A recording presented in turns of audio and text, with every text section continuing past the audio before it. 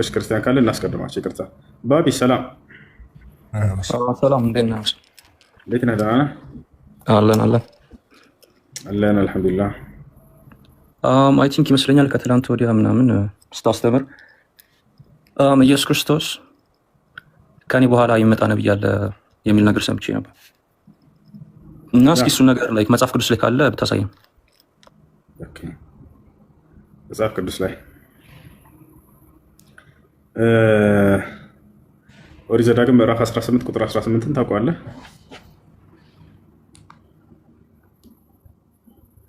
እሺ አንድ ጊዜ እንመልከት እዚህ ጋር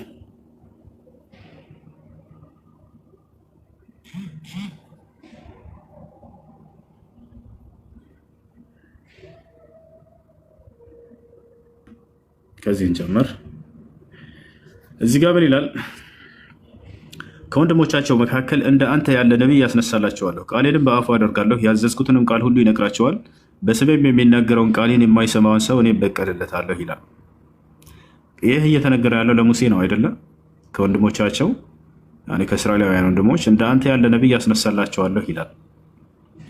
እንግዲህ ቃል በቃል አምላክ አላህ ስብሐነ ወተዓላ እንደ ሙሴ ያለ ነቢይ ነው ሙሐመድ ብሎ ይነግረናል በቁርአን ላይ ገብቷል። ከዚያ በኋላ ወደዚህ እዚህ ጋር የተገለጸው ባህሪያቶች ማንን ይመስላሉ፣ ማንን ይተካሉ ወደሚለው እንመጣለን።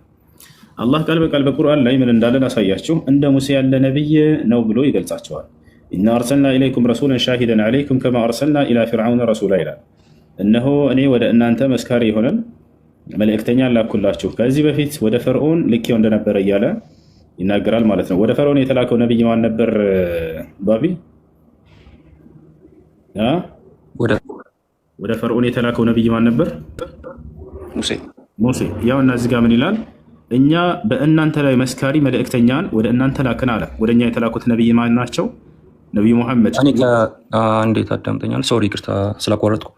ከቁርአን ሳይሆን መጽሐፍ ቅዱስ ላይ ሊትራሊ ቃል በቃል ኢየሱስ ክርስቶስ ከኔ በኋላ የሚመጣ ነብይ አለ ያለበት እንድታሳይ። ችግር የለውም በቃ ይሄንን እዚህ ጋር አይ ከቁርአን ላይ ሳይሆን ያው ስለ ቁርአን ብዙም ስለማላውቀው እምነቴም ስላልሆነ መጽሐፍ ቅዱስ ካለ እንድታሳይ። እሺ በቃ ችግር የለውም። አንተ የኢየሱስን ቃል ነው የምትፈልገው? ብሉይ ኪዳን አትፈልገውም? ነው ፈልገዋለሁ። ብሉይ ኪዳንንም እቀበላለሁኝ። መጽሐፍ ቅዱስ ላይ ካለ አሳይ። ግልጽ በግልጽ እዚህ ጋር አምላክ አላህ ሱብሓነሁ ወተዓላ እንደ ነቢይ ሙሐመድ እንደ ሙሴ ያለ ነቢይ ብሎ ስለገለጻቸው ላሳየህ ነው። እንደ ሙሴ ያለ ነቢይ በእስራኤል ምድር ላይ አስለን አልተነሳም። እዚህም ከእስራኤል እንዳትጠብቁ፣ ከእስራኤል ውጭ የሆነ ነቢይ ነው። ለምን ከተባለ እንደ ሙሴ ያለ ነቢይ ተብሎ ተገልጿል አይደል? እዚህ አሁን እዚህ ጋር ኦሪት ዘዳግም ምዕራፍ 34 ጋር ስንሄድ ጊዜ ምን ይላል? ቃል በቃል እግዚአብሔርንም ፊት ለፊት እንዳወቀው እንደ ሙሴ ያለ ነቢይ ከዚህ ወዲህ በእስራኤል ዘንድ አልተነሳም ይላል። እንደ ሙሴ ያለ ነቢይ በእስራኤል ምድር ላይ አልተነሳም። ያ አካል ምን መሆን አለበት እያለ ነው? እግዚአብሔርን ፊት ለፊት እንዳወቀው ይላል። እንግዲህ አምላክን ፊት ለፊት ቃል በቃል ያናገረ ማን ነበር? ባቢ ሙሴ ነው አይደለ? ነቢዩ ሙሐመድ ሰለላሁ ዐለይሂ ወሰለም ቃል በቃል አምላክን ፊት ለፊት አናግረዋል። አሁን እዚህ ጋር ምልክቱ ምንድን ነው? የሙሴ አምሳያ ሲባል ጊዜ እንደ ሙሴ ያለ ሲባል ልክ አምላክን ቃል በቃል ፊት ለፊት የሚያናግር መሆን አለበት። ነቢዩ ሙሐመድ ደግሞ ሰለላሁ ዐለይሂ ወሰለም ቃል በቃል አምላክን እኔ ግን እየጠየኩ ያለው ነገር ገብተዋል። ላይክ ሊትራሊ ቃል በቃል መጽሐፍ ቅዱስ ላይ ኢየሱስ ክርስቶስ ሙሐመድ የሚለውን ስንፈልገህ ነው። ከኔ በኋላ ሙሐመድ ይመጣል ነቢይ መጽሐፍ ቅዱስ ላይ አለ። ምክንያቱም እንደዛ እያልክ ስለነበር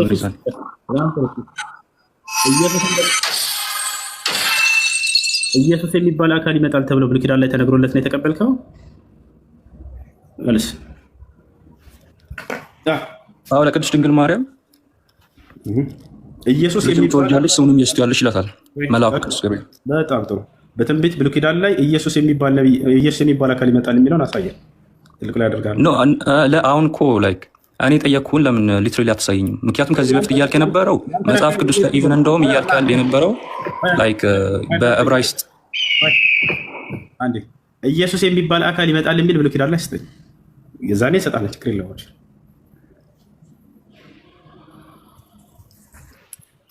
ቱ ቢ ሆነስት ላይክ እኔ አሁን ስለ እምነቴ እንዲህ ነው ላይክ ያን ያህል እውቀቱ የለኝም እኮ አይደለማ። እኔ ጠየቅኩህን እኮ ላይክ እየመለስክልኝ አይደለም። እኔ አሁን የገባሁትኝ ጥያቄ ካላችሁ ጠይቁ ስላልክ ነው። አንዴ አዳምጠን።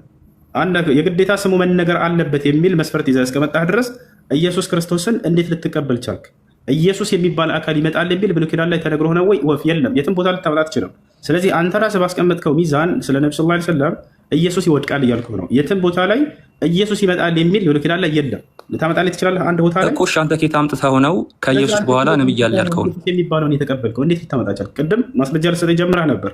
ያ ማስረጃ ጥቀሰው። አድሚኖች ምን እያደረጋችሁ ነው? አንተ ሳይ ያንን ነገር ኬት አምጥተህ ነው ስለ መጽሐፍ ቅዱስ ላይ አለ ብለህ እኮ ነው የዛን እያወራህ የነበረው እና እንደውም የዕብራይስጥ መጽሐፍ ቅዱስ ላይ ሚዛን አስቀመጥክ አይደለ? ቆይ አንዴ፣ እንደ አዋቂ ሰው አውራ ለማወቅ ነው አይደለ? እንደሱ እስከሆነ ድረስ የምታስቀምጠው ሚዛን ስለ አንድ ነቢይ የነቢይነት ማረጋገጫ በአንተ ላይ ይመዘናል። ያ መጀመሪያ አንተ ስለ ኢየሱስ ክርስቶስ ትክክለኛነት ያረጋገጥከው ቃል በቃል ሙሐመድ የሚል ስም እፈልጋለሁ ካልክ ችግር የለውም፣ ወደ እሱ እመጣልሃለሁ። አንተ ግን ይህ ነገር በአንተ ላይ ይሄ መስፈርት ይሰራል ወይ? ኢየሱስ ክርስቶስ ኢየሱስ የሚባል አካል ይመጣል ብሎ በብሉይ ኪዳን ላይ ተነግሮለታል ወይ? መልስ። ተነግሮለታል? ያው እኔ ብዙ መጽሐፍ ቅዱስ አንባቢ ስላልሆንኩኝ ያንንም በግልጽ እንትልላችሁ። ስለዚህ የለም ይህን የሚያረጋግጥ አንድ አካል አለ። ያሬድ አለ። አንተ መልስልሃለሁ፣ እቀጥላለሁ። አንድ ክርስቲያን አለ ኢየሱስ የሚል ቃል በቃል ብሉይ ኪዳን ላይ የሚያሳይ ካልሆነ ሐሰተኛ ነው። አንተ ባመጣኸው ሚዛን ኢየሱስ ሙሐመድ የሚል ከሌለ የለም ካላችሁ፣ ስለዚህ ኢየሱስ የሚል ከሌለ የለም ካልን ኢየሱስ የሚል ብሉይ ኪዳን ላይ የለም። አንተ ስሙ ራሱ አይታወቅም ራሱ በዚህ መሰረት ማለት ነው። አሁን ወደ እሱ እንቶ እሺ፣ ሙሐመድ የሚለውን ቃል ትፈልጋለህ? ብሉይ ኪዳን ላይ ላሳየህ? እሱን ትሳይ ነው የሚገባው።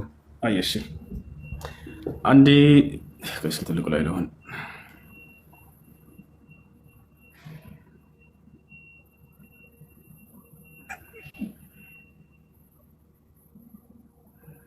እንዴት ነው ማድረግ የሚቻለው? ልጆች አንድ ከይቅርታ ጋር እስኪ አህሜ ይከፍታል። በቃ አህመድ መክፈት ትችላለህ? የቱ ጋር ክፈትልህ? ባህል ማለት ነው ምዕራፍ 5 ቁጥር 16 ላይ ያለው ከፍታለህ? አይ ትልቁ ላይ አድርገህ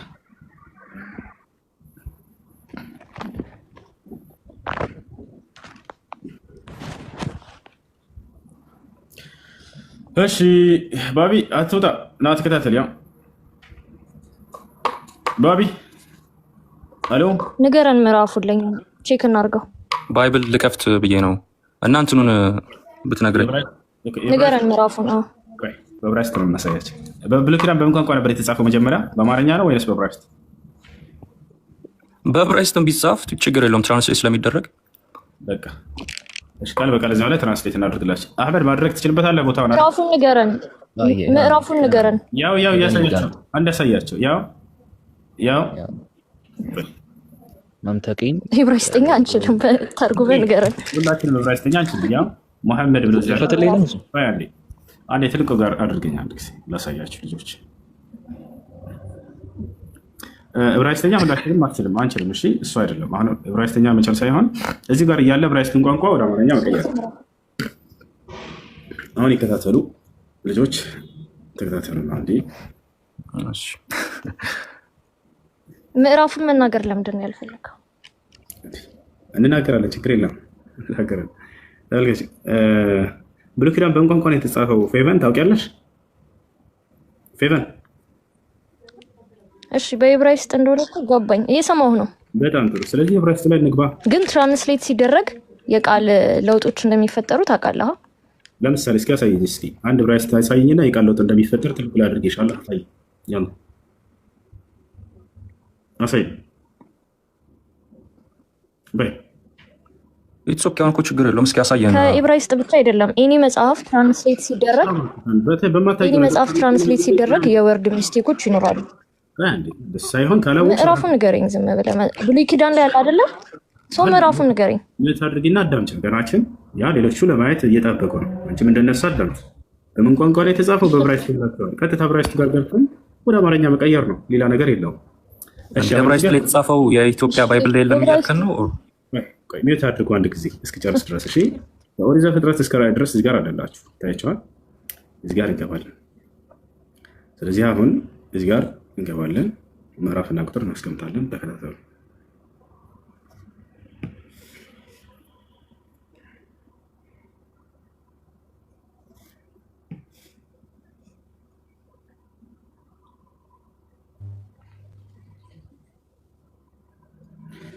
እሺ ያው እና ሶንግ ኦፍ ሶሎሞን ይህ የራሳችሁ መጽሐፍ ነው አይደል?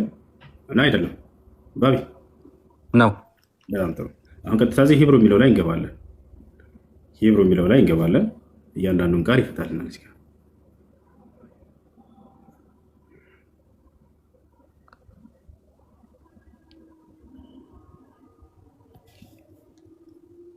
ግን ቆይ ይሄ ባይብል ነው ኦር ጉግል ላይ ሰርች አድርገው ነው? የቱ ጋር ነው የምታገኘው አንተ ባይብልን? በአሁን ጊዜ ብሉይ ኪዳን የት ገብተህ ነው ንገረኝ። መጽሐፍ ቅዱስ ላይ እስኪ ያሳየን። ትልቁ ላይ አድርጌ ነው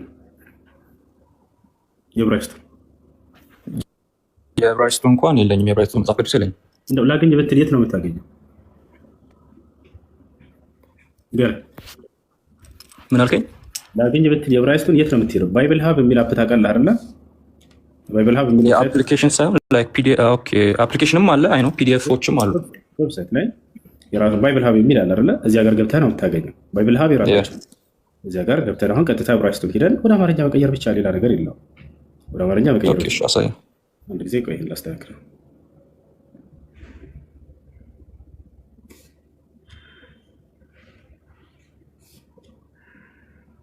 እሺ እዚህ ጋር ሂብሩ የሚለው ላይ እንገባለን።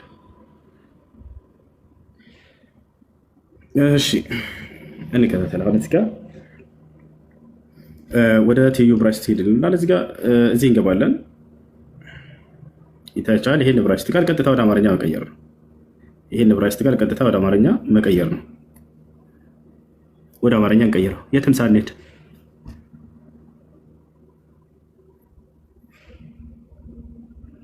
ምን ይላል? ምን ይላል? ምን ይላል? ይሄ ቃል አይታችሁታል አይደል? ይሄ ቃል ምን ይላል? እስኪ ወደ እንግሊዝኛ ቀይረው። ወደ አማርኛ እሺ፣ ችግር የለውም። ወደ እንግሊዝኛ እንቀይረዋለን። ያው ሙሐመድ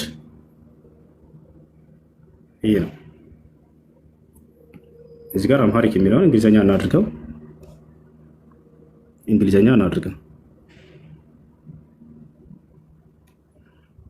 ያው እሺ፣ አሁን ቃል በቃል ኢየሱስ ክርስቶስ ከኔ በኋላ የሚመጣ ሙሐመድ የሚባል ነብይ አለ ያለበትን አሳይ መጽሐፍ ቅዱስ። ቆይ አገኘ አይደለ? ሙሐመድ የሚለውን አሁን ደግሞ አንተ ኢየሱስ የሚል ቃል እንደው አምጣልኝ ብሎ ኪዳን ላይ አንዲት ቦታ ላይ ለታሪክ አንድ ቦታ ለታሪክ ኢየሱስ የሚል ቃል አምጡልኝ።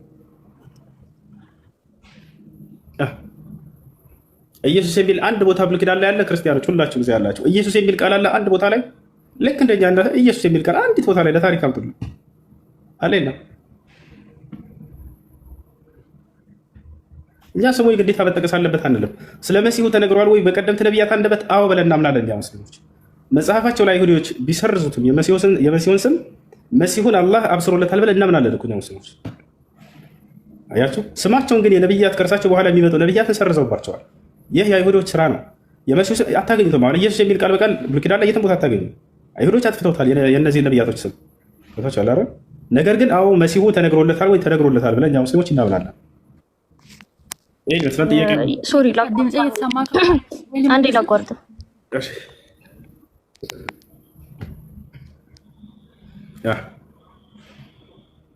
ለእኔ ፈቀድካ? ሂሩት አውሪ።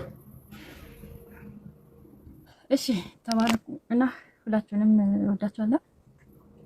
ሲቀጥል ማለት ቅድም መሐመድ ማለት የሚለውን ቃል ያገኘኸው ምን መጽሐፍ ላይ ነው? ከመጽሐፍ ቅዱስ ውስጥ ምን መጽሐፍ ላይ እንደሆነ ትነግረናለህ? መኃልየ ሰሎሞን ምዕራፍ 5 ቁጥር 16 ላይ እዚያ ላይ ነው። ያው ሰንግ ኦፍ ሰሎሞን የራሳቸው መጽሐፍ ነው። እሺ ልድረስ። ቆይ ቃል በቃል እንሄዳለን። የቱ ጋር ነው የምትሄጂው? አማርኛው ላይ መሐመድ ብለው እንዲያስቀምጡላችሁ ጠብቃችሁ ከሆነ የዕብራይስጡ ላይ ቆይ የዕብራይስጡ ላይ እኮ አሁን አንተ ምንም እኮ አላሳየኝም። ጀስት ቃሉን ብቻ መሐመድ የሚለውን ቃል ብቻ ነው ያሳየኝ። ሂሩት አንዴ ሶሪ ላቋርጥሽ። ሙሐመድ የሚለውን ቃል አሳየን አላችሁ አይደለ? ሙሐመድ የሚለውን ቃል አይታችኋል። ሙሐመድ አይልም። ለምን ደግሞ አትሰማኝ? እራራባለሁ። ምናልባት እኮ የእንትን ችግር ሊሆን ይችላል። አንተ ከትርጉም እንትን ስላልከው ምናልባት የእሱም ችግር ሊሆን ይችላል። ዕብራይስጥኛ ትችያለሽ? ምንኛ ዕብራይስጥኛ ትችያለሽ? ዕብራይስጥኛ መቻል አይጠበቅባትም። ዕብራይስጥ እየተጻፈ ቃል ሳይሆን የምናነበው መጽሐፍ ቅዱስ ላይ በመንፈስ ቅዱስ ምሪት የተጻፈውን የእግዚአብሔርን ቃል ነው። በባይብል ላይ ማለት ነው። ከዘፍጥረት እስከ ራዕይ ብታነብ መሐመድ የሚል ጽሑፍ መቼም ማለት ነው መቼም አታገኝም። አትልፉ ማለት ነው። ስህተት ውሸት ነው በቃ። ወይ ስርዓት ይዘሽ አውሪ። ያው አክብረን እያወራናችሁ ነው አይደለ? በስነ ስርዓት አውሪ። አይ ኖ እኛ እኮ እዚህ ጋር የሚያጣለን ነገር የለም። ለምሳሌ እንረዳቸዋለን። አትናደዱ። እኛም ደንግጠናል ስናየው ይሄን አልጠበቅንም። ነገር የለም። ልንገርህ ውዜ ይቅርታና ማለት ነው። ቆይ አንዴ አሁን አንቺ ማንበብ የምትፈልጊው ነው አውጪና ችግር የለውም። አንቺ ሂሩት አንዴ ቆይ ፕሩፍ ነው አይደል የምትፈልገው? መጽሐፉን አየሁት። አይ እኔ ያልኩት ግን ገብቶሃል? አህመድ አስቁም ያለኝ እሺ እኔ ያልኩት ግን ገብቶሃል? ከዚህ በፊት ስታስተምር ውዜ የቅድሙን ቦታ ትናገረኝ። መሀል ስንት ላይ ነው? ስንት ላይ ነው ያልከኝ? በአማርኛ ምንም ነገር የለም እየነገረሽ ነው። በብረስ ተጻፈ እኮ በአማርኛ ይተረጎማላት። ይቅርታ ሚዩት የምታደርጉኝ ሰዎች ሚዩት አታርጉኝ፣ እያወራሁ ነው። እሺ አማርኛ ምንም ነገር የለም። እኔ አይቼዋለሁኝ ሙሉ ምዕራፉን። አማርኛው ላይ ሰላም ቢል እንድጽፉላችሁ ጠብቃችሁ ነው። ያማ ህዝበ ክርስቲያኑ ተለመ ማለት ነው እኮ አይደለም። አዳምጠኝ አንዴ አዳምጠኝ። መሐመድ ተብሎ ከተጻፈ ምንድነው የሚጠብቁት እኮ አይደለም። መሐመድ እንኳን ተብሎ ባይጻፍ የሆነ ስም እንኳን ካለ አሁን አንተ ያ ቦታው ላይ ማለት ነው ያቺን ስም ወደ ዕብራይስጥ ስቀይረው መሐመድ የሚል ቃል ሊመጣ ይገባል አይደል? ያው ቀየር ነው አማርኛ ገብቶሃል እያልኩት ያለሁት። ቀይርልህ እኮ አንተ ቆይ አንዴ። አይ በእንግሊዝኛ እስኪ ቀይርልኝ ሁሉ አላልክም ቅድም? በአማርኛ ቀይር እኮ ብዬሃለሁ። ቃሉ እኮ ማለት ነው መሐመድ እኮ ሊልኩ ይችላል፣ ግን መጽሐፍ ቅዱስ ላይ ያሳየኝ ነው እያልኩ ያለሁት። ቃሉን ብቻ አይደለም። አሁን እኮ ፈጽሞ መጽሐፍ ቅዱስ ላይ ያልተጠቀሰ ቃል ውሸት ነው ማለት ነው። ለማሳመን ሳይሆን የማይደረግ ነው። ውሴ ይቅርታ ነው። አንዴ ተራ በተራ ብናወራ የተሻለ ይመስለኛል ላለመበጣበጥ። ያልተጻፈ ነገር እምነት የግል ነው። ምናልባት አንድን ሰው ወደ ራስ ተረጋግሽ። ያ ተራ በተራ ብናወራ ቅድም አንተ ወደ አማርኛ ቀይሬ ሳሳይህ ይሄን ነገር እስኪ ወደ እንግሊዝኛ ቀይርልኝ ብለሃል አላልክም? ቃሉን ብቻ ነው መሐመድ የሚለውን ቃል ብቻ ነው ያሳየኝ። አሁን እሱ እና ያልነው አንተ ቅድም ምን ነበር ያልኩህ? ገና ስንገባ መሐመድ የሚል አሳየኝ ብለህ ነበር አይደል? አውቁ መሐመድ ክርስቶስ ቃል በቃል ከእኔ በኋላ መሐመድ የሚባል ነብይ ይመጣል ብሏል። እንደዛ ብለህ ነበር እያስተማርክ የነበረው። እንዴ ተረጋጋ። ቃልህን አሳየኝ ወይ መሐመድ የሚል ቃል ብሉይ ኪዳን ላይ ላሳይህ፣ አንተ ደግሞ ኢየሱስ የሚል ቃል አሳየኝ ስልህ አልነበር? ለምን ትዋሻለህ? ትልቅ ሰው አይደል? እኔ እየዋሸሁኝ አይደለም። እንዴ ተረጋጉ፣ ቀስ በሉ እላችሁ። ተደራርባችሁ የምታወሩ ከሆነ መማማር አይሆንም እያልኩኝ ነው። ተሰሙኝ ከሆነ ትልቆች ከሆናችሁ አዳምጡ። አሁን ቃል በቃል አንተን ብለኛል፣ መሐመድ የሚል አሳየኝ ብለኛል አላልከኝም? ብያለሁኝ። ግን መሐመድ አሁን እኮ ያልተረዳኝ ምንድነው ታውቃለህ? መሐመድ የሚለውን አሳየኝ ያልኩህ ወደ እሱ እንሄዳለን። ስለዚህ መሐመድ የሚል ቃል አሳይቻለሁ አላሳየሁም? እሱንም አሳይተኛል። መሐመድ የሚለውን ቃል በዕብራይስጥ እኮ አሳይተኛል። ግን መጽሐፍ ቅዱስ ላይ ይህ ቃል አለ ወይ ነው ገብቷል? ጥያቄያችን ነው እሱ። ያሳየነህ ከየት ነው? የሰንጎ ሰሎሞን መጽሐፍ ቅዱስ ነው ወይ ስልህ፣ አዎ መጽሐፍ ቅዱስ ነው አላልከንም? እንደ ቅድም አዎ ብያለሁ እኮ። ታዲያ እኮ ቃል በቃል ግን አላሳየኝም። አንዷን ቃል ብቻ ነው ያሳየኸኝ። መሐመድ የሚለውን አሳየኝ ያልኩህ ብላ አሳየኝ። አሁን ደግሞ እውቀቱ የለኝም ብለዋል አይደል እንዴ? ቆይ እኔ ለምን እኔን አታወራኝም? ሚዩት አታድርጉኝ ደግሞ ማለት ነው። እውቀቱ የለኝም ብላል እያለች ነው። አንቺ እውቀት ካለሽ አውረሽ ችግር የለውም። በቃ ግን ታልኩ አይሽ አይቀሽ እሱ ፊልድ የወጡት እኛ ላይ ነው እንደ ፕሮቴስታንቶች ጋር እንዴ ታደርጋላችሁ? እሺ ለምን ሚዩት ታደርጉኛላችሁ? አህመድ ማውራት ትፈልጋለሽ? ደግሞ ለሱ ደግሞ እድል እንስጠውሽ። አህመድ ቀጥታ መስጨረስኩኝ። ቆይ መስጨረስን ለምንድን ነው እየተረጋጋችሁ? ተራ በተራ እናንተን ብዙ አሰማናችሁ። አውሪ በቃሽ። ይቅርታ አውሪ እኮ እንደዛ ነው። በተራ በተራ ነው እንጂ ሁላችንም ካወራን ደግሞ ትክክል አይመጣም። ለጠየቀው ጥያቄ እኔ እመልሳለሁ፣ አንተም ለምትጠየቀው ጥያቄ ቃል በቃል መመለስ ነው። አይሽ ቀጥሽ። እኔ ባህሪዬ ሆኖ ነው እንጂ እየተበሳጨሁኝ ወይም ደግሞ ሌላ ወደ ጉዳዩ እንግዲህ ስለ ባህሪሽ በኋላ ትነግሪኛለሽ። ችግር የለም። አሁን ቀጥይ ወደ ጉዳዩ እህት ወገናችን። እሺ እና መጽሐፍ ቅዱስ ላይ ማለት ቅድም አሁን ሰሎሞን የጻፈው መጽሐፍ ላይ ስለ መሐመድ ተጽፏል ብለክ አሳይታናል። ያ ማለት ነው የስተት ጆባ የሚባል የስተት ትምህርት አስተማሪዎች የሚያስተምሩት ላይ ተጽፎ ሊሆን ይችላል። በተለያየ መንገድ ሰዎችን ለማሳመን የተጻፈ ሊሆን ይችላል። በእኛ መጽሐፍ ላይ በዕብራይስጥ የተጻፈው ሁሉ በአማርኛ ይተረጎማል ማለት ነው። ከነፍቺው አለ እና መጽሐፍ ቅዱስ ላይ እንደዚህ አይነት ስም አልተጠቀሰም። ሲቀጥል ከዛ በመቀጠል ደግሞ ከሙሴ ቀጥሎ ይመጣል የተባለው ነብይ መሐመድ አይደለም ማነው? እና ማነው? ኢየሱስ ክርስቶስ መሐመድ አይደለም ማለሽ ማን ነው? አይደለም ሲጀመር አናውቀውም፣ አልተጻፈም። ከየት እንደመጣም አናውቅም። ከየት እንደሚመጣ ይኸውልሽ፣ ከእስራኤል ምድር እንዳልሆነ ይናገራል መጽሐፉ። ማስረጃ ልስጥሽ። ምድር እንዳልሆነ ከእስራኤል ሰዎች እስራኤላዊ እንዳልሆነ ያ ነብይ ይናገራል። ቃል በቃል ማስረጃ ልስጥሽ። ማን ነው እሱ? እስራኤላዊ ያልሆነው ማን ነው? ያው ቃል በቃል እዚህ አልጋ አንቺ ከእስራኤል ብቻ ነው አይደል ይነሳል ብለሽ የምትጠብቂው? በፍጹም ሙሴን የሚመስል የሙሴ አይነት ነብይ ከእስራኤል ምድር አልተነሳም እያለ የሚል ቃል በቃል ልስጥሽ ማስረጃ። ያ እኮ ማለት አልተነሳም ማለት እንደ ሙሴ አይነት የለም ለማለት እኮ ነው እኮ። የቱ ጋር ነው ታዲያ? ስለዚህ አንተ ደግሞ በአንተ ግምት ወይንም ደግሞ በማስተካከል መጽሐፍ በጻፈው መሐመድ ነው አልክ። ስህተት ለምን ታወራላችሁ? ይኸውልህ እውነተኛ መንገድ ጠባብ ነው። ማንም ሰው ሄሎ አዛሽ ቃሉን አውጪውና አንቺ አብራሪልን። በቃሽ። የቱ ጋር ነው የሚገኘው? አብራሪልን። የቱ ጋር ነው ያለው? አንድ ሜቱን አንሶላት ያላ አብራሪልን። የቱ ጋር? እሺ ምኑን ላብራራልክ? በስነ ስርዓት አይቀኝ። በስነ አብራሪ የነበረውን ጥቅሱን አውጪና አብራሪ። ይኸውልህ እውነቱ ምን እንደሆነ ልንገርክ። አውጪውና ጥቅሱን አብራሪ። እውነቱን እዚያ ጋር እናገኘው እያልኩኝ ነው ወገናችን። እኮ እውነቱን ልንገርክ መስማት ጥቅሱን አውጪውና ንገሪኝ። ያላ ለየ እየጠበቅ ይቅርታ እንዴ ሁሱ እኔ ልወጣ ስለሆነ ዲያብሎስ ይባል። ስለዚህ ኢየሱስ እውነት ህይወት መንገድ ነው። ያለ እሱ ወደ መንግስት ሰማያት የሚገባ አንድም የለም። ሌላው ሁሉ ውሸት። እሺ ጥያቄ ያለው እሺ አሁን ይቀጥል። አንዴ ከይቅርታ ጋር ቀደም ጀምሮ አስቆመናል። አሁን ይቀጥልና ታወራለህ። አብሽር። የመንገድ ላይ ስብከት በቃ አብዴት አደረገ። የሁሱ ቤት ሆነ እንዴት ይስሙ? እሺ ኤኒዌይስ ዲስክሪፕቲቭ በሆነ መልኩ ሳይሆን ስሙን አሳይ ተብሏል። ያን ደግሞ መክመር ተብሎ ተቀምጧል። ያን ነገር ዲስክሪፕቲቭ የሚሆን ሌላ ነገር ቢገልጽም ችግር የለውም። እሱ ግን አሁን ስሙ ተቀምጧል። ይሄን ስክሪፕቸር ባይዘው ከእንትኑ ላይ ማምጣት ትችላላችሁ። ከግሪኩ ይባል የሰብቶጀንቱ ራሱ ማምጣት ትችላላችሁና አውቀው ራሱ ሲሸራርፉ ያመጡትን ነገር ማሳየት ትችላላችሁ። አሁን እሱ አርዕስቱ አይደለም። ፕላስ ደግሞ የዘዳግም 18ቱ ላይ ማለት የባይብል ምሁራን ያብራሩበታል። ለምሳሌ አልፎርድ የሚባሉ የባይብል ኮመንተሪ የጻፉ ሰዎች የግሪክ ኮመንተሪ የሚባል የሆነ አላቸውና ዮሐንስ 1:21 ላይ ጠይቀው አልነበር እንደውም አንተ ማነህ የሚል ነገር ባቢ ባይዚ አዳምጥ አንተምና አንተ ማነህ ብሎ ጠይቆት ነበርና ኤልያስ ነህ ወይ ምናምን ብሎ ሲጠይቁት እና ክርስቲያኖች እንደውም ዘዳግም 18 አምጥተው ለክርስቶስ ነው ይላሉና ከዛ በዘለለ እንደሆነ ባይብልን ያጠኑ ሰዎች በቃ በትክክል ያስተዋሉ ሰዎች አስቀምጠውበታልና ቀይ አንዴ ላሳያችሁ ካሜራ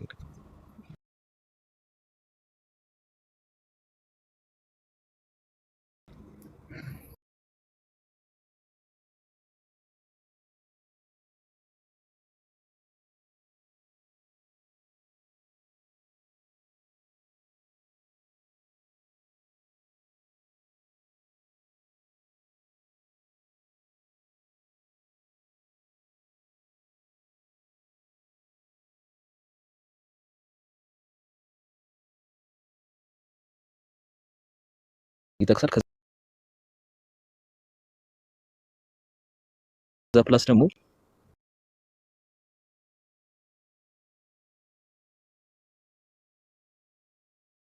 ሙዘሚል ላይ አይ ቲንክ ከዛ ነው። እስቲ አስተውሰኝ ቁጥር 15 እና በእናንተ ላይ መስካሪን መልእክተኛ ወደ እናንተ ላከነ ወደ ፈርዖን መልእክተኛ እንደላከን ይላልና ረሱል ሰለላሁ ልክ እንደ ሙሴ ያለ ነብይ መሆናቸው ተገልጿል። እንደ ሙሴ ያለ ነብይ ናቸው ተብሏል። ያ ከሆነ በኋላ ደግሞ ይሄንን መሰረት በመጽሐፍት ውስጥ ታገኛላችሁ ነው የሁሱ ነጥብ። ይሄንን መሰረት ደግሞ የተዋገኘ ነው ዘዳግም 18 ለምሳሌ ልክ እንዳንተ ያለ ነብይ ይነሳል ተብሎ ተገልጿል። ልክ እንዳንተ ያለ ነብይ ይነሳል የተባለው ከአይሁድ አይደለም። ፕላስ ደግሞ ክርስቶስ ነው የሚለው ክርስቶስ አይደለም። ያ ሰው ማን ነው? ከክርስቶስ ዲስቲንክት የሆነ ሌላ ሰው የሆነ ነገር ግን ደግሞ እንደው ክርስቶስ ነው እንደው እንዴት ነው የሚመስለው ሙሴ? ኧረ እንደው ፈጣሪን እየፈራችሁ እየተሳሰበን ያስተዛዝባል። ክርስቶስን በተአምር አይመስልም እኮ ገብታችሁ። እንደውም ስለ ክርስቶስ ሳይሆን ስለ አንድ ታላቅ ነብይ እየጠየቁ ነበር። አንተ ነህን እያሉ ዮሐንስ ሲጠይቁት ስለዛ ነው። ምክንያቱም ለምንድን ነው ከተባለ ነብዩ ነህን ይላል አይደል? እዛ ጋር ለምሳሌ ነብያችን ሰለላሁ ዐለይሂ ወሰለም እኔ ያ ነብዩ ነኝ ብለው ቃል በቃል ይናገራሉ። በጠላት ፊት በቆሙ ጊዜ እዛና አይሁዶች ፊት ሐዲስ ላይ ቃል በቃል አነ ነብዩ ላ ከዚብ ይላሉ። እኔ ነብዩ ነኝ ይሏቸው ነበር። አያቸው አንተ ነብዩ ነህን ይላል። እዚህ ጋር አሳያቸው። ነብያችን ሰለላሁ ዐለይሂ ወሰለም ቃል በቃል እኔ ነብዩ ነኝ እያሉ ይናገራሉ። አነ ነብዩ ላ ከዚብ አነ ኢብኑ አብዱል ሙጠሊብ ይላሉ። ነብዩ እያሉ ራሳቸውን ያስተዋውቋቸው ነበር። ልክ መጽሐፉ ላይ ነብዩ ነህን ተብሎ እንደተጠይቀው ማለት ነው። የሚገርመው እዚህ ጋር እና ያው እነዚህ ያሳያችሁ አነ ነብዩ ላ ከዚብ ነብያችን ሰለላሁ ዐለይሂ ወሰለም ያው አነ ነብዩ ይላሉ። እኔ ነብዩ ነኝ ይላሉ። ነብዩ አላህም በቁርአን ላይ የሚገርማቸው ከሁሉም ነብያት ነብዩ እያለ የሚጠራው ነብዩ መሐመድ ሰለላሁ ዐለይሂ ወሰለም ብቻ ነው። ነብዩ እያለ ይጠራቸዋል። አነብዩ አውላ ቢልሙእሚኒን ሱረቱል አሕዛብ ላይ ያወጣላቸው አብዱልከሪም ሱረቱል አሕዛብ ነብዩ እያለ ይጠራቸዋል። ያ አዩሃ ነብዩ ሊመ ቱሐሪሙ ያ አዩሃ ነብዩ ኢዛ ጠለቅቱም ኒሳ አንተ ነብዩ እያለ ነው የሚጠራቸው። እንዳለ በቁርአን ላይ ሄዳችሁ ስታየው ማለት ነው። ሌሎች ነብያቶች እንደዚህ ብሎ አይደለም የሚጠራቸው፣ በስማቸው ያነሳቸዋል። ገብታችኋል አይደለ? ያ ዒሳ ያ ኢብራሂም እያለ ያነሳቸውና እርሳቸውን መጥራት ሲፈልግ ያ ነብይ እንደሆነ ሊያሳውቃቸው ዘንድ በሙሉ ቁርአን ላይ ነብዩ እያለ ነው የሚጠራቸው። እርሳቸውን ነብዩ የሚባል አካል እንደሚመጣ ይሁዶችም ያውና ይጠብቁ ነበር። ያ አዩሃ ነቢዩ ይላል። ይታያቸዋል አይደል? ወደ አማርኛ አድርግላቸው። አንተ ነቢዩ ሆይ ብሎ ነው የሚጠራቸው። አንተ ነቢዩ ሆይ እያለ ይጠራቸዋል። ልክ እንዲሁ ሱረቱል አሕዛብ ላይ አነቢዩ አውላ ቢልሙእሚኒን እያለ ይጠራቸዋል። ያ ነው። ሲቀጥል እዚያ ቦታ ላይ አንድ ላሳያቸው። ኦሪት ዘዳግም ነው ያወጣላቸው አብዱልከሪም። የሙሴ አይነት ነቢይ ሲባል ጊዜ ምልክቶችን እዚያው ላይ ያስቀምጧል። ኦሪት ዘዳግም ምዕራፍ 34 መጨረሻው ላይ የሙሴ አይነት ነቢይ ሲባል ጊዜ ምን አይነት ነው? የሙሴ አይነት ስለተባለ ብቻ እንኳን አይደለም። ቁርአን ላይ ቃል በቃል የሙሴ አይነት ነቢይ ሙሐመድ አንተ ነህ ብሎ ቃል በቃል አላህ ተናግሮላቸዋል። ያ ብቻ ሳይሆን ኦሪት ዘዳግም ምዕራፍ 34 ቁጥር 10 ላይ ያወጣው። ኦሪት ዘዳግም ምዕራፍ 34 ቁጥር 10 ያውና እግዚአብሔርን ፊት ለፊት እንዳወቀው እንደ ሙሴ ያለ ነቢይ ከዚህ ወዲህ በእስራኤል ዘንድ አልተነሳም አለ። አይሁዶች ተስፋ ቆርጠዋል። ሁሉ የሙሴ አይነት ነቢይ እንዳልተነሳ በእስራኤል ምድር ላይ አውቀዋል። አንድ ምልክቱ ምንድነው? የሙሴ አይነት የተባለበት እዚህ ጋር እግዚአብሔርን ፊት ለፊት እንዳወቀው ይላል። ሙሴ አንድ የሚታወቅበት ምልክቱ ምንድነው? አምላክን ቃል በቃል ያናገረ ነቢይ ነው። በፊት ለፊት ያለማንም መካከለኛ ያናግሯል ነው። ታዲያ አምላክን ፊት ለፊት እንደ ሙሴ እንዳናገረ ነቢይ በእስራኤል ምድር ላይ አልተነሳም ብለው ተስፋ ቆረጡ። ከሙሴ በኋላ ማን ነው አምላክን ፊት ለፊት ያናገረው? ያጀማ ነቢዩ ሙሐመድ ሰለላሁ ዐለይሂ ወሰለም አምላክን ቃል በቃል ፊት ለፊት ያናገሩ ነቢይ ከሙሴ በኋላ እርሳቸው ናቸው። የሙሴ አይነት ነው ሊባል ዘንድ አምላክን ፊት ለፊት ማናገር አለበት ነው እዚጋ መስፈርቱ አይደለ? ነቢዩ ሙሐመድ ሰለላሁ ዐለይሂ ወሰለም በዚህ መስፈርት ተገኝተዋል ወይ? አዎ ተገኝተዋል። አምላክ አላህ ሱብሓነሁ ወተዓላ እስከ 7ቱ ሰማይ ድረስ ከወሰዳቸው ካሳረጋቸው በኋላ ቃል በቃል አናግሯቸዋል። 5ቱ ዛሬ የምንሰግዳቸውን ሶላቶች ያለማንም መካከለኛ ፊት ለፊት አናግሯቸው ነው። ሙሐመድ ሆይ هذه 5 صلوات تصليها انت وامتك في اليوم والليله እያለ ያዛቸዋል። ሙሐመድ ሆይ አንተና ትውልዶችህ እነዚህን 5ቱን አውቃት ሶላቶች ተሰግዷቸዋላችሁ ለኔ እያለ ያዛቸዋል። ዘቻለ አይደል? ይህ ነው እና አምላክን ፊት ለፊት ያናገረ ነቢይ ከሙሴ በኋላ ነቢዩ ሙሐመድ ሰለላሁ ዐለይሂ ወሰለም ናቸው። ለዚህም ማስረጃ ከፈለጋችሁ ሶሒህ ሙስሊም 162 ላይ ታገኙታላችሁ ማለት ነው። ይህን ይመስላል። እሺ እዚያው ላይ ኦሪት ዘዳግም ምዕራፍ 18 ላይ ብትመልሰውም እዚያም ላይ የሙሴ አይነት ሲባል ጊዜ ምልክቶቹ ምን እንደሆኑ ያስቀምጣቸዋል። የሙሴ አይነት ሲባል ኦሪት ዘዳግም ምዕራፍ 18 ላይ ያውና ምን ይላል? ከወንድሞቻቸው መካከል እንደ አንተ ያለ ነቢይ ያስነሳላቸዋለሁ ይላል። አምላክ ራሱ እንደ አንተ ብሎ ተናግሯል አይደለ? አምላክ ራሱ በቁርአን ላይ እንደ ሙሴ ያለ ነቢይ ሙሐመድ ነው ብሎ ቃል በቃል ተናግሯል። ቅድም እንዳሳየናችሁ ሱረቱል ሙዘሚል ላይ ኢና አርሰልና ኢለይኩም ረሱለን ሻሂደን ዐለይኩም ከማ አርሰልና ኢላ ፊርዓውነ ረሱላ ይላል። ወደ ፈርዖን እንደላኩት እንደዚያ ነቢይ ወደ እናንተም ይሄን መልእክተኛ መስካሪ በእናንተ ላይ ላኩኝ እያለ ይናገራል። በፈርዖን ላይ የተላከው ነቢይ ማን ነው? ሙሴ። የእርሱን አምሳያ ነቢይ ላኩላቸው እያለ አላህ ቃል በቃል ተናገረ። ምልክታቸውንም እዚህ ጋር አስቀመጠ። ምን አለ? ቃሌንም በአፉ አደርጋለሁ አለ። ይህ ነቢይ የሙሴ አይነት የተባለው እዚህ ጋር ምንድን ነው? የሚያነባ አይደለም። ቃል በአፉ ላይ ነው መለኮታዊ ቃል የሚደረግለት፣ በአፉ ያነባል ዛቻላረን እንጂ ተነጽፎለት የሚያነባ አይደለም። ቃሌንም በአፉ ላይ አደርጋለሁ። አንድ የመልሰው በአፉ ላይ ይደረግለታል። ከዚያ በኋላ ያዘዝኩትንም ቃል ሁሉ ይነግራቸዋል አለ። ይገርማቸዋል። አላህ በቁርአን ላይ ያ አዩሃ ረሱሉ በሊግ ማ ኡንዚለ ኢለይከ ሚን ረቢክ ይላቸዋል። ሙሐመድ ሆይ ከእኔ ከጌታህ ዘንድ ያወረድኩልህን ሁሉ አድርስ ይላቸዋል። እርሳቸው የሚወታቸው ፍጻሜ ላይ ምን አሉ? አላሁመ ኢኒ ቀድ በለግቱ አላሁመ ፈሽሀድ አሉ። አምላክ አላህ ሆይ ያዘዝከኝን ቃል ሁሉ አድርሻለሁኝ፣ አምላክ አላህ ሆይ ሄደን መስክር ከአንተ ዘንድ ብለው ይናገራሉ። ታቸዋል አይደል? ያዘዝኩትንም ቃል ሁሉ ይነግራቸዋል። ከዚያ በኋላ በስሜም የሚናገረውን ቃሌን አለ። ይህ ነቢይ መገለጫው ምንድን ነው? ከአምላክ ዘንድ የሚመጣለት ቃል በእርሱ ስም ነው የሚጀምረው። ቁርአን እንዳለመጣቸው ብትከፍቷቸው በአምላክ ስም ነው የሚጀምሩት። በስሜም የሚናገረውን ቃሌን አለ። ለዚህ ነቢይ የሚሰጠው ቃል ከአምላክ ዘንድ በእርሱ ስም የሚጀምሩ ናቸው። ቢስሚላህ ራህማን ራሒም፣ በአምላክ በአላህ ስም እጀምራለሁኝ እጅግ በጣም ሩህሩህና አዛኝ በሆነው ብለው የቁርአን ምዕራፎች እንዳለ ይጀምራሉ። ይህ ነቢይ ሌላው መገለጫው ምንድን ነው? የሚሰጠው መለኮታዊ ቃል በአምላክ ስም ነው የሚጀምሩት። ዮሐንስ ወንጌል፣ ማርቆስ ወንጌል፣ ሉቃስ ወንጌል እንደዚህ ተብለው ይህ በአምላክ ስም የሚጀምር ነው። በስሜም የሚናገረውን ቃሌን አለ የማይሰማውን ሰው እኔ እበቀልለታለሁ አለ። ነቢ ሰለላሁ ዐለይሂ ወሰለምን እነዚያ የመካ ከሃዲያኖች አንሰማም ብለው አሻፈረኝ ብለው እምቢ ባሏቸው ጊዜ አላህ ሱብሓነሁ ወተዓላ ተበቅሎላቸዋል። እንደሚበቀልለት ይናገራል። እና ይህ ነው። በዚህ ላይ የምትጨምሩ ካላችሁ አብዱልከሪም፣ አቡከር እንዲሁም አሕመድ፣ ዛራ ሁላችሁም ጨምሩ። ባረከላሁ ፊኩም። አይ ቲንክ የኔ እንትን ሊዘጋ ስለሆነ ከዚህ በፊት ምን ልናገር ፈልጌ ነው።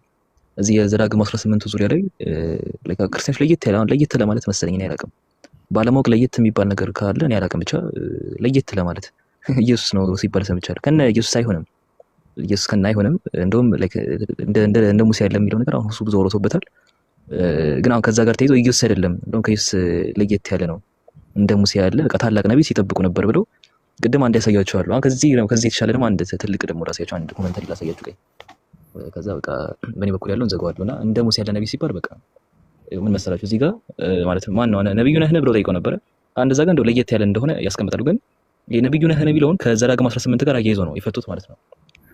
ከዘዳግም 18 ጋር ይሄ እንደ ሙሴ ያለ ነብይ ከሚለው ጋር ነብዩ ነህ የሚለውን አያይዞ የፈቱት እንደዛ ነው። እና ኤንድ አስክር ሂም እናም ጠይቁት እሱን ኋዴን አሱ ኤልያስ አንተ ኤልያስ ነህን ብለው ጠይቁት እሱን ማለት ነው። ከዛ ይናገርና ከዛ the Jews thought that Elias would come again before the days of the Messiah። ከዛ ይሄ እንትና ኤልያስ ይመጣል የሚባል ነገር አለ ሚክያስ 4:5 ላይ አለ ሚክያስ 4:5 ላይ አለ ከሱ ከመሲሁ በፊት ይመጣል የሚል እምነት ነበራቸው ምናምን ብሎ ያስቀምጣል። ከዛ የቱ ጋር መሰላችሁ እዚህ ጋር they are inquiring about some great prophet አለ። እነሱ ኢንኳየር ሲያደርጉት ነው ሲጠይቁት የነበሩት ስለ ትልቅ ነብይ ነበር ሲጠብቁ የነበረውና ከዛ in not about Christ ስለ ክርስቶስ ግን አልነበረም። አበክሮ ሲያስቀምጥ የነበረው ነው ዘዳግም 18 ነው እዚህ ጋር ያስቀምጣል። ዘዳግም 18:15 እንደ ሙሴ ያለ ነብይ በሚለው አይደለ እና ስለ ክርስቶስ አይደለም ሲጠብቁ የነበረው ነው ሲጠይቁ ኢንኳየር ሲያደርጉት የነበረው ስለዚህ አይደለም። እና John denied before that he is Christ and for they thought that some great and prophets would be saints like Moses እና እንደ ሙሴ ያለ ታላቅ ነብይ እንደሚነሳ ያንን ነገር ነበር ሲጠይቁ የነበረውና ገብቷቸዋል። በቃ እንደ ሙሴ ያለ ታላቁ ነብይ ደግሞ ረሱል ሰለላሁ ዐለይሂ ወሰለም ናቸው ያለ ማለት ያለው በቃ ሌላው በቃ ቁርአንን በደንብ ቬሪፋይ አድርጓል። ከዛ ውጪ የለም ኢየሱስ ነው የሚል ሳይሆን በቃ ታላቁ ነብይ ረሱል ሰለላሁ ዐለይሂ ወሰለም ናቸው። እስቲ ኢንሻአላህ ሌላ ጊዜ ሰፊ ያወራበታለሁ። ስልኬን ቻርጅ ላይ ያልቆ ስለሆነ ቀጥሉ። ሰላም አለይኩም። አብዱልከሪም አቡከር ቀጥሉ። ሰላም አለይኩም ወራህመቱላሂ ወበረካቱ። በጣም ኢንተረስቲንግ ሀሳብ በደንብ ያብራራው እሱ በጣም ሰፋ ያለ ሀሳብ ነው ያብራራው። በነገራችን ላይ አይሁዶች ገብቷቸው እንደነበረ ነው አሁን ከአዜሆል ስንረዳ አይሁዶች ገብቷቸዋል ማለት ነው። በቃ በደንብ ገብቷቸዋል። ከጥያቄያቸው አንፃር ስንነሳ በደንብ እንደገባቸው የተረዳ ነው። በነገራችን ላይ ክርስቲያን እንትኖች ራሱ አስቀምጠዋል እንደዛ እንደገባቸው የምንረዳው ሶስት ነገር እንደሚጠብቁ አየን። በቃ ሶስት ነገር ይጠብቁ ነበር አይሁዶች። አንደኛ መሲሁን ይጠብቁ ነበር፣ ከዛ ኤልያስን ይጠብቁ ነበር፣ ከዛ አንድ ነብይ ይጠብቁ ነበር። ሶስት ነገር ይጠብቁ ነበር። ለዛ ነው ዮሐንስ ወንጌል ምዕራፍ 1 ላይ ሰው እየጠየቁት ማለት ነው በጥብቅ ያነሰን ሲጠይቁት አጠያየቃቸው ራሱ ማንነቱን ይጠይቁት ዘንድ ሲል ማንነህ የሚሉ ሶስት ማንነቶችን ስላነሱ ማለት ነው። ኤልያስን አሉት ለምን ክርስቶስን አሉት እኔ ክርስቶስ አይደለሁም አለ። ኤልያስን አሉት አይ አይደለሁም አለ። ነብዩ ነህን እዚህ ጋር ነብዩ ነህን ሲሉ የሆነ የተነገረ ልክ ዘዳግም 18 ላይ የተጠቀሰው ነብይ ስለሆነ ያን ሶስት ነገር እንደጠበቁት በቃ አንድ ነብይ ኤልያስና ክርስቶስ ነው አይደል? እኔ ክርስቶስ አይደለሁም አለ። ኤልያስን አሉት አይ አይደለሁም። እሺ ያ ነብይ ነህ አሉት። ስለምንረዳው እሱ ነው ያ ነብይ ነህ ብለው ሲጠይቁት ነብዩ ነህን አሉት። እንግሊዝኛው ላይ ካያችሁት አሪው ዘ ፕሮፌት ነው ኦር አሪው ዳት ፕሮፌት ነው። ይሄንን ሲያስቀምጥ አሁን ኢቭን አይሁዶች አንድ ነብይ አድርገው እንደሚጠብቁ ዮሐንስ አፈወርቅ ክርስቲያኖች የምትሉት ጆን ክሪስቶስተም ለምሳሌ ይሄን ፓርት ሲያብራራ ምን አለ ጠይቃቸው አሁን እሱ አይደለም ብሎ የተናገረበትን ኤልያስ ትሩሊ ሻርከም ከዛ ዘንዘይ አስኪን ጠየቁት አሪው ዳት ፕሮፌት ነው ያ ነብይ ነህ ብሎ ነው የጠየቁት እንትና ነው መጥምቁ ዮሐንስ ያኛው ነብይ ነህ አሉት። እሱ ደግሞ አይደለሁም አለ። ሹርሊ እሱ አሁን ነብይ አይደለሁም እያለ አይደለም አሁን እዚህ ጋር ዲና ነብይ አይደለም እያለ ሳይሆን እነሱ የጠየቁት for they expected that some special prophet should come because ሙሴ ተናግሮ ዘዳግም 18 ላይ ስለዚህ are you where they do not say are you prophet አለ። አንተ ነብይ ነህ ብለው አይደለም የጠየቁት ምንድነው ያሉት are you the prophet አርቲክል ተጠቅመዋል። with the addition of the article means that are you that prophet who was foretold by Moses በሙሴ የተነገረው ያኛው ነብይ ነህ ብለው ነው የጠየቁት። መጥምቁ ዮሐንስ አይደለም ማለት ከዚህ የምንረዳው መጥምቁ ዮሐንስም በሙሴ የተነገረው ነብይና ክርስቶስ የሚባለው እንደሚለያይ ያውቃል። ስለዚህ ኢየሱስ ሌላ ነው መሲሁ ማን ነው ስንባል ኢየሱስ ነው ካለን ኤልያስ ለብቻው ቋል ያኛው ነብይ በሙሴ የተጠቀሰው ስለዚህ ከዚህ በኋላ ከኢየሱስ በኋላ የሚመጣ ነው ማለት ነው። አይሁዶች ልክ እንደዛ ነው። እዛ አንድ መጥምቁ ዮሐንስ የሚባል ሰውዬ ነበረ መጥምቁ ዮሐንስ ነበረ እሱ ጋር ሄደው ነው ሶስት ጥያቄ ጠየቁት ብሎ ጠየቁት ኤልያስን አሉት አይደለም ማለት ኦኬ ክርስቶስን አሉት አይደለም ኤልያስን አሉት እንትን ያ ነብይን አሉት አይደለም ማለት ከዚህ የምንረዳው በጣም አውቀው እንደደበቁት እንጂ ግልጽ የሆነ ነገር አንድ ነብይ እንደሚጠቅስ ነብዩ ሰለላሁ ዐለይሂ ወሰለም ያ ነብይ ነህ ተብሎ አይደል የተጠቀሰው እዚህ ጋር አሪው ዘ ፕሮፌት ብሎ ነው የጠየቁት ኤልያ እንትናን መጥምቁ ዮሐንስ ያ ነብይ ነህ ያሉት ነብዩ ሰለላሁ ዐለይሂ ወሰለም ሰሂህ ቡኻሪ ላይ ሐዲስ 4316 ላይ በግልጽ ነው የተናገሩት። በግልጽ ነብዩ ሰለላሁ ዐለይሂ ወሰለም ናዱ አይ አም ዘ ፕሮፌት ነው ያሉት። ያ እኔ ያ ነብይ ነኝ አይ አም ዘ ፕሮፌት በቃ እንደዚህ ነው ያሉት። በቀጥታ ያኛው እዚህ ጋር የተጠቀሰው አይደል ነብዩ ነህ የሚለው አሪው ዘ አርቲክል አያይዘው ነው ዮሐንስ አፈወርቅ ብሎ እንደዚህ ነው የጠየቁት ብሎ ሲናገር አሪው ዘ ፕሮፌት እንዲህ ብሎ ነው የጠየቁት ነው ብሎ ያስቀምጠው። ግን ነብዩ ሰለላሁ ዐለይሂ ወሰለም ሐዲስ ላይ ልክ ኤግዛክትሊ እኔ ያ ነብይ ነኝ ያው እዚህ ጋር አይ አም ዚ ፕሮፌት በቀጥታ ያ ነብይ ነኝ ብሎ ነው ያስቀምጡት። በትክክል ማለት ነው ደም ፉልፊል ሆኗል። ጀዛኩሙላሁ ኸይር። ሁሱ አቡከር መቀጠል ይችላል። ሁሱ አቡከር ቀጥል። ጀዛከላሁ ኸይር አብዱልከሪም ባረከላሁ ፊክ። ጥያቄ ካላችሁ ይቀጥሉ። ጀዛኩሙላህ በጣም ከበቂ በላይ ነውና ወደ ሌሎች ወገኖች ካሉ እንትን ይበሉ። አይ ጥያቄ ያለው ካለ መጠየቅ ይችላል። የኔን ጥያቄ ስቲል ነው አልመለስልኝም። የኔን ጥያቄ ስቲል አልመለስልኝም። ጥያቄ ምንድን ነው? እኔ የጠየቅኩት ጥያቄ ቃል በቃል ላይክ ኢየሱስ ክርስቶስ ከኔ በኋላ መሐመድ የሚባል ነብይ ይመጣል ያለበትን አሳየኝ ነበር ያልኩ። ጀስት አንተ ግን ያሳየኝ መሐመድ የሚለውን ስም ብቻ ነው። ቆይ የመጀመሪያ ጥያቄ ሙሐመድ የሚል ቃል አሳየኝ የሚል ጥያቄ ጠይቀህ ነበር አልጠየቅም? ጠይቄ ነበር። ቃል ግን ያንን የተረዳህበት አንግል እንዴት እንደሆነ ታውቃለህ? ጀስት ቃሉን ብቻ ስሙን ብቻ ያልኩ ነበር የመሰለህ ይመስለኛል። እና ጥያቄ አልመለስክልኝም ስላልክ እንደመለስኩልህ በአንድ በትህ ላረጋግጥልህ ነው። ሙሐመድ የሚል ቃል አሳየኝ ብለህ ጥያቄ ጠይቀሃል አልጠየቅም? መልስ። ጠይቄያለሁ። ሙሐመድ የሚል ቃል አሳይቻለሁ አላሳየሁም? ቃሉን አሳይተኛ መሐመድ የሚል ስሙን ብቻ ማለት ነው። አመሰግናለሁ። እሱ ነው አንደኛው እንደተመለሰ ነው ያልከው አንተ ይዛኔ ከትላንት ወዲያ ምናምን ተናገርከኝ። አንዴ ተረጋጋ። በአማርኛ ነውና በእንግሊዝኛ ቀይርልኝ ብለኛል አላልከኝም? ብያለሁ። ሙሐመድ የሚለውን በእንግሊዝኛ አሳይቻለሁ አላሳየሁም? አሳይተኛል። እሱን አመሰግናለሁ። ስሙን ብቻ ነው ያሳየኛል። አልመለስክልም አትበላ እኮ ስሙን አሳየን ሙሐመድ የሚለውን አልከን አይደለ? አይደለም ጥያቄን አልተረዳኸኝም። አሁን ወደ ቀጣይ ጥያቄ ሂድ። ያላ ኦኬ ኦኬ ኦኬ። ያልተመለሰልኝም ሌላ ጥያቄ ልጠይቅ። እየተመለሰልኛል እያልከን ስለ ጥያቄን አልተረዳኸኝም ነው ለኔ ጠይቄ መሰለህ። ጀት ስሙን ብቻ ነው ነበር አይደል? ይኸው ደግደግ የሚቀሳምን እኮ ከሆነ አዎ ብያለሁኝ አልክ። ሙሐመድ የሚለውን አሳይቻለሁ ወይ ስለ አዎ አሳይተኸኛል አልክ። አሁን ወደ ቀጣዩ ጥያቄ ሂድ። ደግሞ አብሽር ያላ ተፈضل እሺ ኢትስ ኦኬ። ሌላው ጥያቄ ከራሳችሁ ከቁርአን ላይ ነው። ቁርአን የአላህ ቃል መሆኑን ታምናለህ? አዎ አዎ። እሺ እና የአላህ ቃል አይ ቲንክ በእናንተ የውመል ቂያማ ጊዜ መሰለኝ የምትሉት፣ ይቅርታ ቃሉን በስትክክል ካልጠራሁት እና በዛን ታይም የአላህ ቃል በገረጣ ሰው መልክ ይመጣል ለፍርድ የሚባል ነገር አይቻልም መሰለኝ እና ስለሱ እንድታብራራልኝ። ትልቁ ላይ ሆን አሳይ። በገረጣ ሰው መልክ ያው ምሳሌ ይመጣል አልክ። የት ጋር አይ ቲንክ ቃሉን አይ ሚን እንትኑን ምዕራፉን ረስቼዋለሁ። ሜይ ቢ አንተ የምታውቀው ከሆነ ስለሱ ማብራሪያ እንድትሰጠኝ ነው። ጀስት ለማወቅ ያክል ነው እንጂ ለማወቅ ያክል ከሆነ ላስረዳህ። በቃ يأتي يوم القيامة اقرأ القرآن فإنه يأتي يوم القيامة شفيعا لأصحابه አለው። ታቻዋል ቁርአንን አንብቡት እርሱ የትንሣኤ ቀን ለአማላጆቹ ይቅርታ ለአንባቢዎቹ አማላጅ ሆኖ ይመጣልና አለው። ያ ማለት ግን ራሱ ቁርአን የሆነ አካል ይዞ ይመጣል ማለት ነው ወይ? አይደለም። ያኒ يأتي ثوابه ምንዳው ይመጣላችኋል ማለት ነው። ገብቶሃል አይደል? ምንዳው ይመጣላችኋል ለማለት ነው።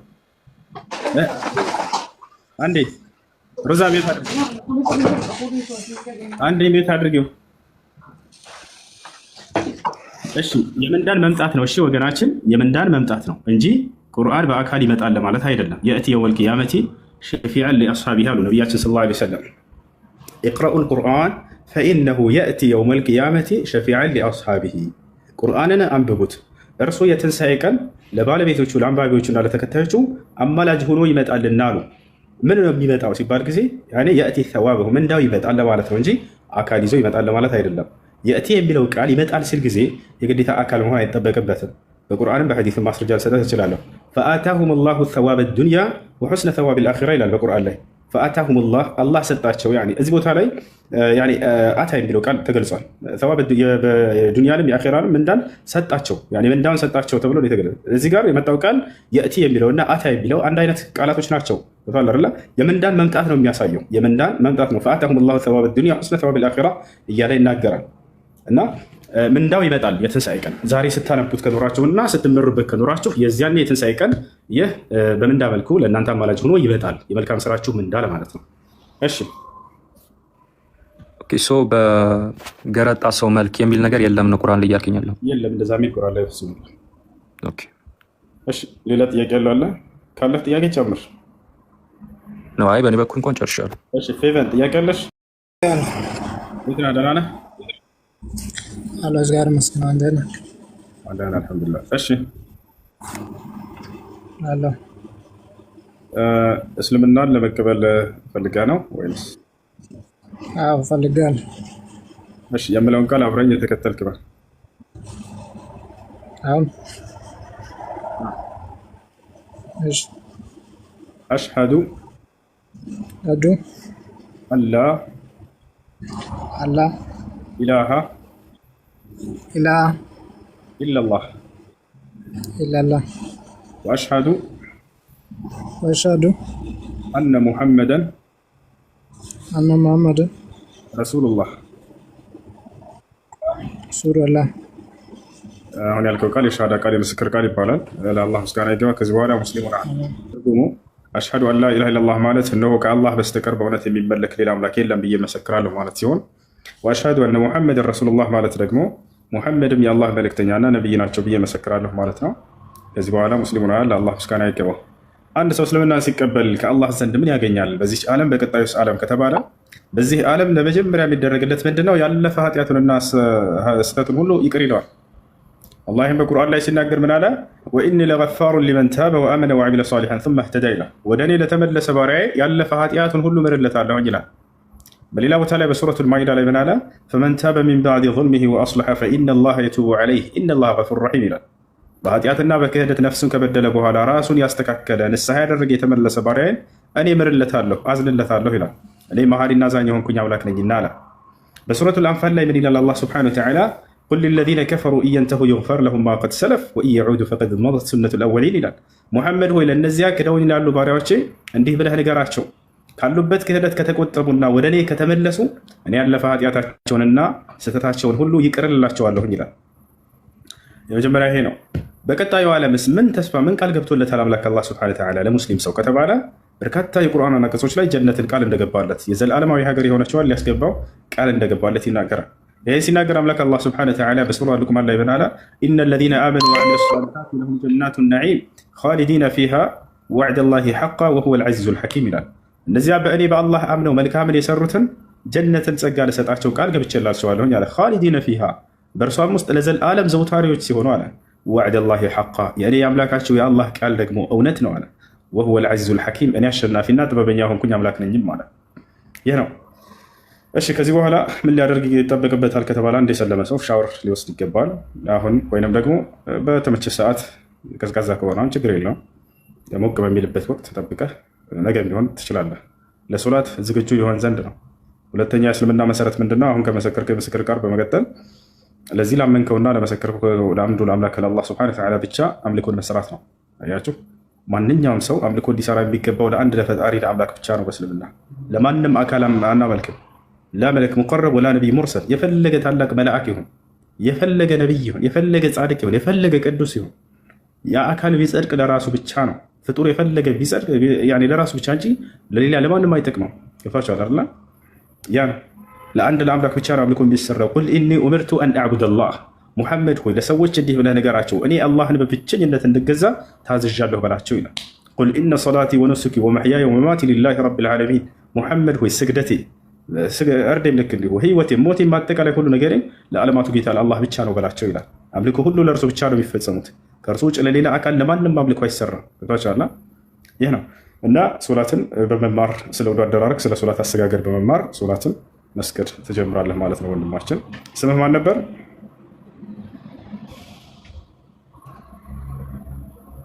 ጃክ ይሰማሃል? ኒውተን አንሳው ካለህ። እሺ ወአለይኩም ሰላም ወረሕመቱላሂ ወበረካቱ። ጥያቄ ያለ ይቀጥል። ጥያቄ ሆኖብኝ ነው። አብሽር፣ ጥያቄ ካለ ጠይቅ። ጥያቄ ሆኖብኛል የሚባል የለም። እስላም ላይ ማንኛውም ጥያቄ መልሳለሁ። እኔ ከሙስሊም ቤተሰብ ነው ተወለድኩኝ። ማሻአላህ። ከዛ ወዲህ ግን ይሰማል ትንሽ። እሺ ኔትወርክ እንትን እያለብህ ነው። እሺ ስምህን ጃክ ከሆነ ስምህ በዚህ ቢቀጥል ችግር የለውም። መቀየር ከፈለክ ግን መቀየር ትችላለህ። እሺ ጃክ ወሱ እየሰማህ ነው ወንድማችን። ያው ከሙስሊም ቤተሰብ ነው ተወለድኩኝ። ግን እነሱ ይሰግዳሉ፣ እኔ በሕፃን ሆኜ ከዛ ካደኩኝ በኋላ እነሱ አለው ማስገድ ጀመርኩኝ። እውነት ነው። ከዛ ማለት ነበርኩኝ። እሺ ምን አልከኝ? ከዛ የኛ ውስታታችን ደግሞ እሱም ሌላ ሀገር ሄደ። በቃ ተለያየን። እኔ ወደ ትምህርት ተመለስኩኝ፣ ቁርአን አቀረጥኩኝ። ከዛ ወዲህ በቃ ስለ ሰገድ ምናምን ሁሉም ነገር አውቃለሁ አሁንም ማለት ነው። ግን ደግሞ የሻዳ ቃል አላልኩም። ሙስሊም ነው አይደል? ሶላት አለመስገድህ ነው አይደል? ለብዙ ጊዜያት አይደለም። አይ ሰላት አለው ሰግዳለሁ አሁንም። ታዲያ ችግሩ ምንድን ነው? የሻዳ ቃል አላልኩም። በህፃነቴ ሆኜ እንደዛ ነው የጀመርኩኝ። ማለት የሻዳ ቃል ለምን አስፈልግ? አንተ ሙስሊም ነህ ከመሰረተ እያልክ ነው አይደለ? ላስ ሙስሊም ከሆንክ ከመሰረተ ሻዳ ያስፈልጋል። ደግሞ አንዱ ደግሞ ቁርአን ስላቋረጥኩኝ ግሩፕ ውስጥ ያስገቡኝና ልቀጥልበት። አሁን እሱ ነው ጥያቄ። ግሩፕ የምታውቁ ልጆች ኮሜንት ላይ አስገቡት። እሺ የወንዶች ግሩፕ የሚቀራበት የምታውቁ ካላችሁ አስገቡት፣ ግሩፕ እንዲቀራ። ስም ቀይሩልኝ። ስምህ ማን ነው? አንበሳ አንበሳ ነብር እንበላሽ ፈቃደኛ ከሆነ ነብር። እሺ የጃክ ስም ጃክ ስምህ ማን ነበር? ያው ጃክ ነው አዲስ ስም አወጡለት እና አሁን ብዙ ቻሌንጅ አለ። አሁን እነሱ ልጆች እኔም ትላንት ነው የተሰለምኩት፣ ያው አዲስ ነኝ። አሁን እኔ ጥያቄ ስትጠይቁኝ ብዙም አልችልም። ሰው እንደዛ ብዬ ነው መጣቸው። እሱ ጋር ትጠይቃላችሁ ያላችሁን ጥያቄ ምናምን ብዬ ፈቃደኛ ናቸው። ብዙ ልጆች አሉ፣ ግን ቻሌንጅ አለ፣ በጣም ከባድ ቻሌንጅ አለ። ከባድ ልጆችም መራቅ ምናምን ከቤተሰብ ጋር ጥላቻ ምናምን። አሁን እንደዚህ የሚመጡ ልጆች አሁን አንድ ልጅ አለ ስልኩ ስላልሰራልኝ ነው ይዤ እመጣለሁ እና አበረታቷቸው። እንደዚህ አይነት ልጆች ምናምን ሲመጡ ብዙ ቻሌንጅ አለ። ገባ ጓደኞች ይጣላሉ፣ ይርቃሉ ምናምን። እንደዚህ አይነት ቦታ ሄድክ ምናምን በሚለው እንትን አለ እና ግሩፕ ውስጥ ገብቶ ስራ ቦታም ብዙ ጥላቻ አለና ጃኪ ነው ስሙ። ስሙንም ቀይሩላት አበረታቱ ለማለት አይደል ነው። ነገ አንዱ አለ እሱን ይዤ እመጣለሁ እና ኢንሻአላህ ሁሉም ይመጣሉ። ችግር የለውም። ጓደኞች ካሏቸው ጋብዛቸው። ማንኛውም ጥያቄ ያላቸውን ሁሉ ማንኛውም ሰው መጠየቅ ይችላል። ማንኛውም ጥያቄ ይዘው ይምጡ፣ ኢንሻአላህ ይመለስላቸዋል። ባረከላሁ ፊኩም። ዱዑሁም ኢለል ኢስላም፣ ሰዎችን ወደ ኢስላም ጥሪ አድርጉላቸው። ሞት ቀድሞ ሳይቀድማቸው በፊት ወደ ኢስላም ጥሪ አድርጉላቸው። አምላክ አላህ ሱብሓነሁ ወተዓላ ወላ ተሙቱነ ኢላ ወአንቱም ሙስሊሙን ይላል። አደራ ሙስሊሞች ሳትሆኑ እንዳትሞቱ ብሎ ተናግሮናል። አላህ በቁርአን ላይ ሌላ መንገድ ይዛችሁ ከመጣችሁ የኔ ትንሣኤ ቀን ከጀሃነም ነው የምትሆኑት ብሎ ተናግሯል ከወዲሁ በነቢያት አንደበት። ይህን ሲናገር ምን አለ? ወመን የብተጊ ገይረ ልእስላሚ ዲነን ፈለን ዩቅበለ ሚንሁ ወሁወ ፊል አኺረቲ ሚነል ኻሲሪን አለ። ከእስልምና ውጭ ሌላ ሃይማኖት ይዞ የመጣ ከእኔ ዘንድ ተቀባይነት የለውም፣ እርሱ ከከሳሪዎቹ ከጀሃነም ሰዎች ነው የሚሆነው ብሎ ተናግሯል። ታቻለ ያ ነው። እሺ ጃክ የነበረው ወንድማችን ስምህ እሺ፣ ደስ የሚል ስም እስኪ ጻፍ። ደስ የሚሉ ስሞች ይምረጥ። ስም ሙሐመድ፣ ሙዓዝ፣ ፋሪስ፣ ረመዳን፣ ረያን፣ ሃይደር። የትኛው ደስ ይላል? በቃ ሙሐመድ ይሁን። ጃክ ሙሐመድ ኔትወርክ ይዞታል። ነገ መሐመድ ብዬ አስቀይሬ እመጣለሁ። በቃ ሙሐመድ ይሁን። ሙሐመድ ደስ የሚል ስም ነው። የታላቁ የነቢያችን ሰለላሁ ዐለይሂ ወሰለም የተወዳጁ ነቢያችን ስም ነው። ከዚህ በኋላ ሙሐመድ ሆኗል ወንድማችን። እሺ የሆነች ጥያቄ አለችኝ እያለች ነው ኮመንት ላይ አንድ ልጅ አለች። መጣባባላክና ግቢ ጥያቄሽን ጠይቅና ከዛ እንትን በይ። ላላይም ቀይርልኝስ። መርሐባ። እሺ አንበሳው ነው ስምህ።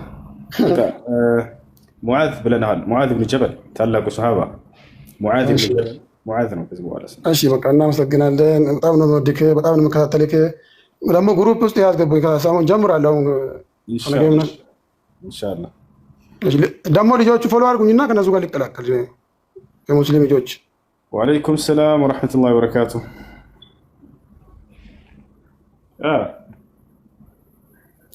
እንዴት ነህ? የሙስሊም ልጆች ፎሎ አድርጉኝና ከነዚህ ግሩፕ ሊቀላቀልና ከእናንተ ትምህርት ልማር። ማላውቀው ነገር ብዙ ስላለ ከእናንተ ልማር።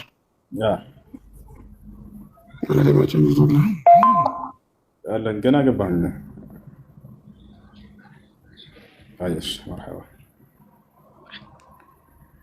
እሺ ዛህራ ስትመጣ ኢንሻአላህ እናስገባትና ግሩፕ እንድታስገባ እናደርጋለን። እሺ አንበሳ። እሺ ዮና ሚውትን አንሳ። السلام عليكم. وعليكم السلام ورحمة الله وبركاته. كيف الحال يا حسين؟ تمام؟ الحمد لله. عرفت هذا الصوت؟ والله أتذكر أنك عمران صح؟ صح. يا سلام يا سلام. وين اختفيت يا أخي؟ والله أنا موجود أخي. أوكي. ما زلت في بلاد أوروبا ولا جئت إلى إثيوبيا؟ والله جئت إثيوبيا ولكن رجعت كمان. ما شاء الله عليك، يعني تعلمت العربية. والله الحمد لله. الحمد لله. اوكي. أنا عندنا. والله الحمد لله. كيفك؟ كله تمام؟ والله الحمد لله بخير. ما شاء الله ما شاء الله. إن شاء الله نتكلم بالواتساب إن شاء الله. كان عندي سؤال، هل أنا أسألك؟ تفضل يلا. والله إن شاء الله بالأمارك. أنا قرأت واصل بالعربي، ما دمت يعني بدأت بالعربية ما أخليك كيف الناس يفهموا يا حسين؟ كيف؟ أي شيء بنترجم لهم بعدين إن شاء الله. تمام إن شاء الله. والله يعني بعربية جملة بعربية جرس. يلا أنا أتكلم كمان فصحى، فهمت؟ تفضل، ما عليك. تمام. أنا أمس قرأت تفسير يعني ابن كثير. نعم. وجدت للكلام أتوقع ابن عباس يعني إن أنزلناه في ليلة القدر شهر رمضان الذي أنزل فيه القرآن، وفي سورة الدخان كمان إن أنزلناه في ليلة المباركة. نعم. نعم. رأيت هذا التفسير، كان هذا التفسير نزل من يعني 7 سماوات إلى سماء الدنيا، بيت العزة. هذا كلام صحيح تراه؟ يعني ماذا رأيك أنت؟ بيت العزة شو قصده؟ يعني بيت المعمور تقصد؟ ولا بيت من بيت المعمور كامل هذا القرآن نزل إلى البيت العزة، يعني أول سماء يعني. في سماء الدنيا يعني؟ إيه. نعم. عنده تفسيرين. يعني التفسير الأول أن القرآن معناه نزل في شهر رمضان، أي بدأ نزوله في شهر رمضان، والنبي صلى الله عليه وسلم نبئ في شهر رمضان، وأنزل عليه سورة العلق كذلك في شهر رمضان. هذا هو المعنى الأول. المعنى الثاني أن القرآن كله نزل من الله سبحانه وتعالى إلى سماء الدنيا في شهر رمضان، في شهر رمضان. هذا هو التفسير الثاني الذي ذكر لك الإمام ابن كثير رحمه الله تعالى. يعني كامل صح؟ أيوه. أول نزل كامل. أيوه. خلاص، أنا قرأت هذا الشيء في سورة الفرقان كمان يقول ورتلناه ترتيلا. أيوه مقطعا، يعني مقطعا لمدة 23 سنة منذ يعني بداية نبوة النبي عليه الصلاة والسلام إلى آخر حياته، نزل القرآن مقطعا يعني. وقال الذين كفروا لولا نزل عليه القرآن جملة واحدة كذلك لنثبت به فؤادك ورتلناه ترتيلا، أي أنزله الله سبحانه وتعالى على النبي صلى الله عليه وسلم مقطعا، مو بجملة واحدة كالكتب السابقة كالتوراة والإنجيل والزبور. تمام، جزاك الله خير. كمان أنا اشتقت لك. وأنا كمان والله كنت أتذكرك قبل أيام، لكن ما أدري وين أحصلك. والله إن شاء الله أنا أرسل لك إن شاء الله مسج. إن شاء الله اكتب لي بالخاص، بنتكلم على الواتساب. تمام إن شاء الله أخي، بارك الله فيك. السلام عليكم. وعليكم السلام ورحمة الله وبركاته. ايش كتر اللي شفت؟ تياك علي كتر. السلام عليكم ورحمة الله. السلام عليكم. وعليكم السلام ورحمة الله. እንዴት ነው? ሰላም ነው? ሰላም አልሐምዱሊላህ።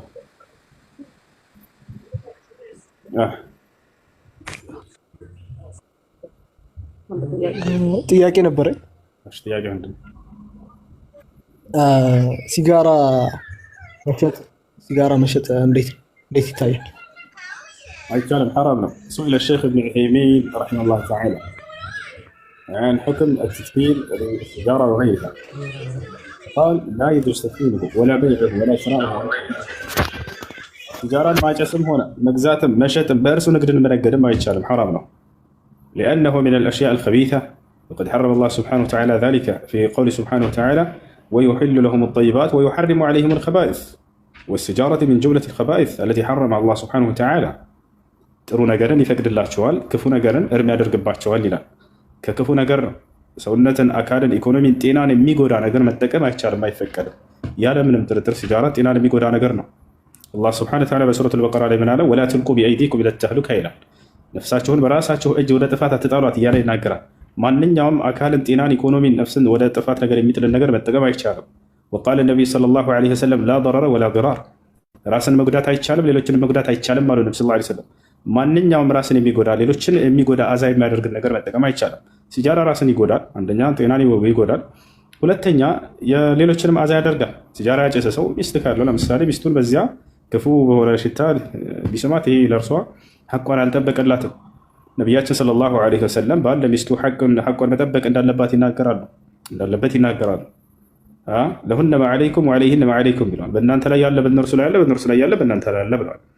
እና ነቢያችን ሰለላሁ ዐለይሂ ወሰለም መጀመሪያ ቤታቸው ሲገቡ ሲዋክ ነበር የሚያደርጉት። እናታችን አይሻ ረዲየላሁ ዐንሃ ስትናገር አወል ማ ካነ የድኹሉ ነቢ ሰለላሁ ዐለይሂ ወሰለም ኢለል በይት ካነ የተሰወቅ አይ ዩነዚፉ አስናነሁ ቢሲዋክ፣ መጀመሪያ ቤት ሲገቡ ጊዜ ነቢ ሰለላሁ ዐለይሂ ወሰለም አፋቸውን ያጸዱ ነበር። ሚስትህን ትስማለህ አይደለ ባልከው የዛኔ ክፉ ጠረን እንዳታገኝ ካንተ ያድን ንጽህናን መጠበቅ አለበት። ነቢ ሰለላሁ ዐለይሂ ወሰለም በጣም ፏ ብትን ያሉ ነበሩ ጀማ እና አብዱላህ ብን አባስ ምን አለ? እኒ አተዘየኑ ሊምራአቲ ከማ ተተዘየኑ ሊ አለ። ሚስቴ ለእኔ እንደምትዋብልኝ ሁሉ እኔም ለእርሷ ዋብላታለሁ ይላል። ውብ ነበሩ ሰሃቦች።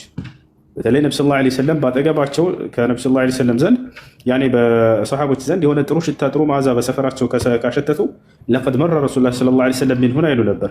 በእርግጥም በዚህ አካባቢ ነቢ ሰለላሁ ዐለይሂ ወሰለም አልፈው ነበር ማለት ነው ይላሉ።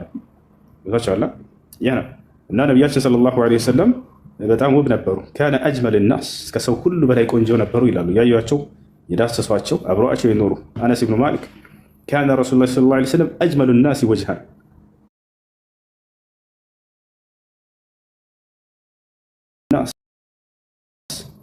ነቢ ሰለላሁ ዐለይሂ ወሰለም ከሰው ሁሉ በላይ ቆንጆ ነበሩ ብሎ ገልጿቸዋል።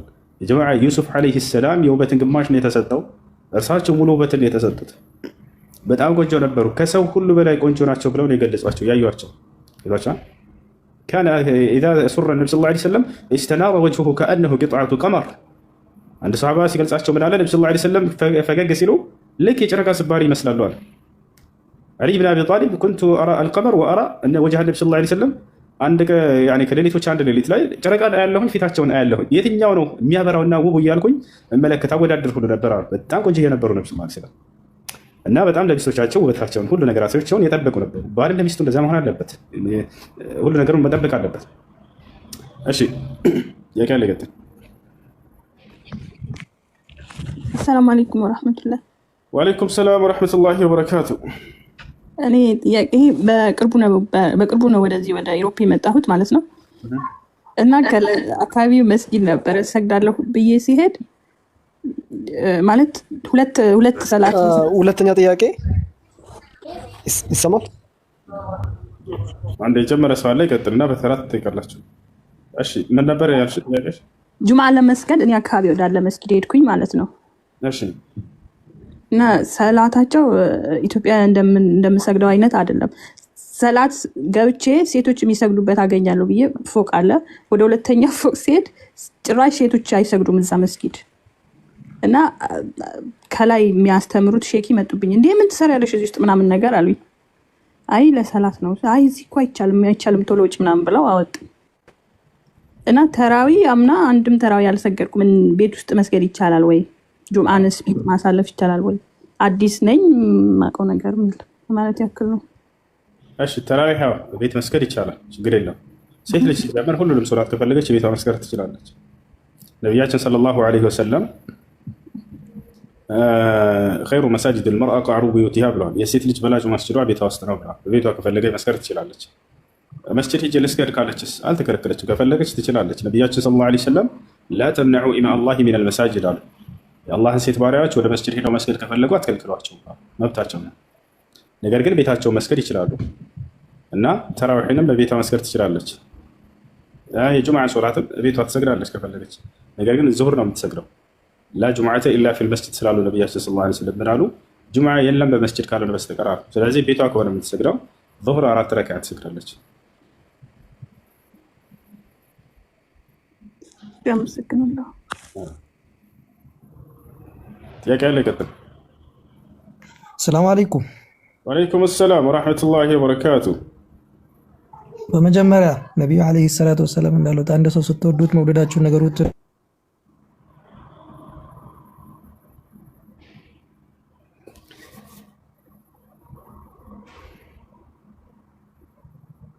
እሺ ቀጥሉ ልጆች።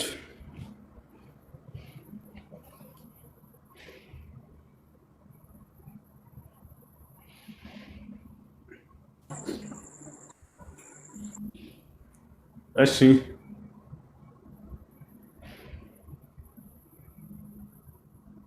እሺ تسمعون كلامي ولا لا؟ تسمعون كلامي ولا لا؟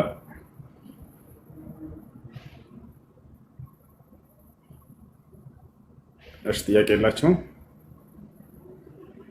እሺ አድሚን ሁሱ ሰላም። ወአለይኩም ሰላም ወራህመቱላሂ ወበረካቱ። እንዴት ላይ ነው አባት? አልሐምዱሊላህ። ليش አወረዳችሁት? ሱሌ ليش ጥያቄ ካላችሁ ጠይቁ። ጥያቄ ሌላችሁ ካላችሁ ደግሞ ወደላቸው።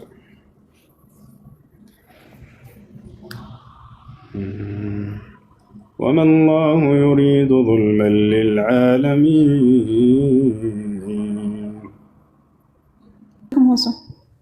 وعليكم السلام ورحمة الله وبركاته. አንድ ጥያቄ ነበረኝ። ጓደኛ ያለች ሰለምቴ ናት። ሳውዲ ነው የምትሰራው። ያኔ አንድ ቤት ተቀጥራ ትሰራለች፣ ሌላ ደግሞ ተመላላሽ የምትሰራበት አለና ሴትዮዋ ብር ሰጠቻትና 500 ድርሃም ሰጣት። ቤተሰቦችሽ ሙስሊም ናቸው ወይ ስትላት እሷ ሰለምቴ ናት አይደለችም። ከዛ አዋለች። ያኔ አስበው አይደለም እሷ ጋር ያኔ ተመላላሽ ስለሆነ የምትሰራው ከቁም ነገር ስላልጠበቀችው አዎ አለቻት ሙስሊም ናቸው ወይ ስትል፣ ከዛ ዱዓ ያድርጉልኝ ይሄንን ብር ላኪላችሁ ብላ ብሩን ሰጠቻት። አለቻት ሙስሊም ናቸው ወይ ስትል፣ ከዛ ዱዓ ያድርጉልኝ ይሄንን ብር ላኪላችሁ። እሺ ከዛስ? እና አሁን እሷ ያኔ ዋሸች። ቤተሰቦቿ ሙስሊም አይደሉም። ምን ማድረግ አለባት? ብሩን ሙስሊም አይደሉም። እሺ ለዳዎች ለመስኪን አስተስተው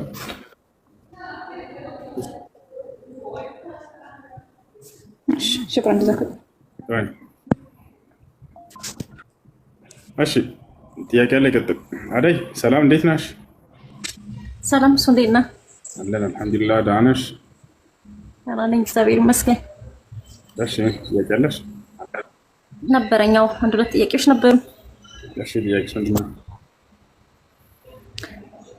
እሺ የኔ መጠየቅ የፈለኩት ነብዩ መሐመድ በዚህ ምድር ላይ ያሉ ማለት ነው ነብይ ስለመሆናቸው ከአላህ ዘንድ የተላኩ እውነተኛ ነብይ ስለመሆናቸው የሰሩት ተአምራቶች አሉ? አዎ ነብያችን ሰለላሁ ዐለይሂ ወሰለም ነብይ መሆናቸውን የሚያረጋግጥ ከአላህ ዘንድ የተላኩ መሆናቸውን የሚያረጋግጥ በርካታ ተአምራትን አድርገዋል። ከነዚያ መካከል አንደኛው ጨረቃን መክፈላቸው ቡኻሪና በሙስሊም ላይ ይገኛል። እና አህለ መካ ሰአሉ ረሱሉላህ ሰለላሁ ዐለይሂ ወሰለም አን ዩሪየሁም አያ ፈአራሁም ሚን ሽቃቅ አልቀመር በረተይን። የአላህ መልእክተኛ ነቢዩ ሰለላሁ ዐለይሂ ወሰለምን የመካ ሰዎች ጠየቋቸው። ያ ሙሐመድ ኢንኩንተ ነቢይን አሪና አያ አሏቸው። ሙሐመድ ሆይ አንተ እንዳው በእውነት ነቢይ ከሆንክ ተአምር ሰርተህ አሳየን አሏቸው። ፈአራሁም ሚን ሽቃቅ አልቀመር በረተይን፣ ጨረቃን ለሁለት ከፍላ አሳዩአቸው። እንظሩ አሏቸው፣ ወደ ጨረቃ ተመልከተ። ፈሸቀ ለሁም አልቀመረ ኢላ ሸቀይን፣ ጨረቃን ለሁለት ከፍለው አሳዩአቸው። ይህ መጀመሪያ ላይ አካባቢ ካደረጓቸው ተአምራቶች መካከል ነው። ሌላም ተአምር አላቸው ነቢያችን ሰለላሁ ዐለይሂ ወሰለም። በጣቶቻቸው መካከል ውሃ እንዲፈስ ያደርጉ ነበር። ከ1500 ከዚያ በላይ ሶሃቦቻቸው ከዕለታት አንድ ቀን የዐሱር ሶላት ደረሰባቸው። ውሃ የለም ነበር በአካባቢያቸው። አንቱ የአላህ መልእክተኛ ሶላት ደረሰብን፣ ውሃ የለንም፣ ምን እናድርግ አሏቸው። ነቢያችን ሰለላሁ ዐለይሂ ወሰለምም ኑ ብለው ሰዎችን ሁሉ ጠሯቸው። ከጣታቸው መካከል ልክ እንደ ቧንቧ ውሃ እንዲወጣ አደረጉ። አላህ ሱብሓነሁ ወተዓላ እናደረገላቸው። ፈተወደእና ወሰለይና አሉ። ሁላቸውም ከእጃቸው በሚወጣው ውሃም ሁላችንም ውዱእ አደረግን ሰገድንም አሉ። ይሄ ብቻ አይደለም።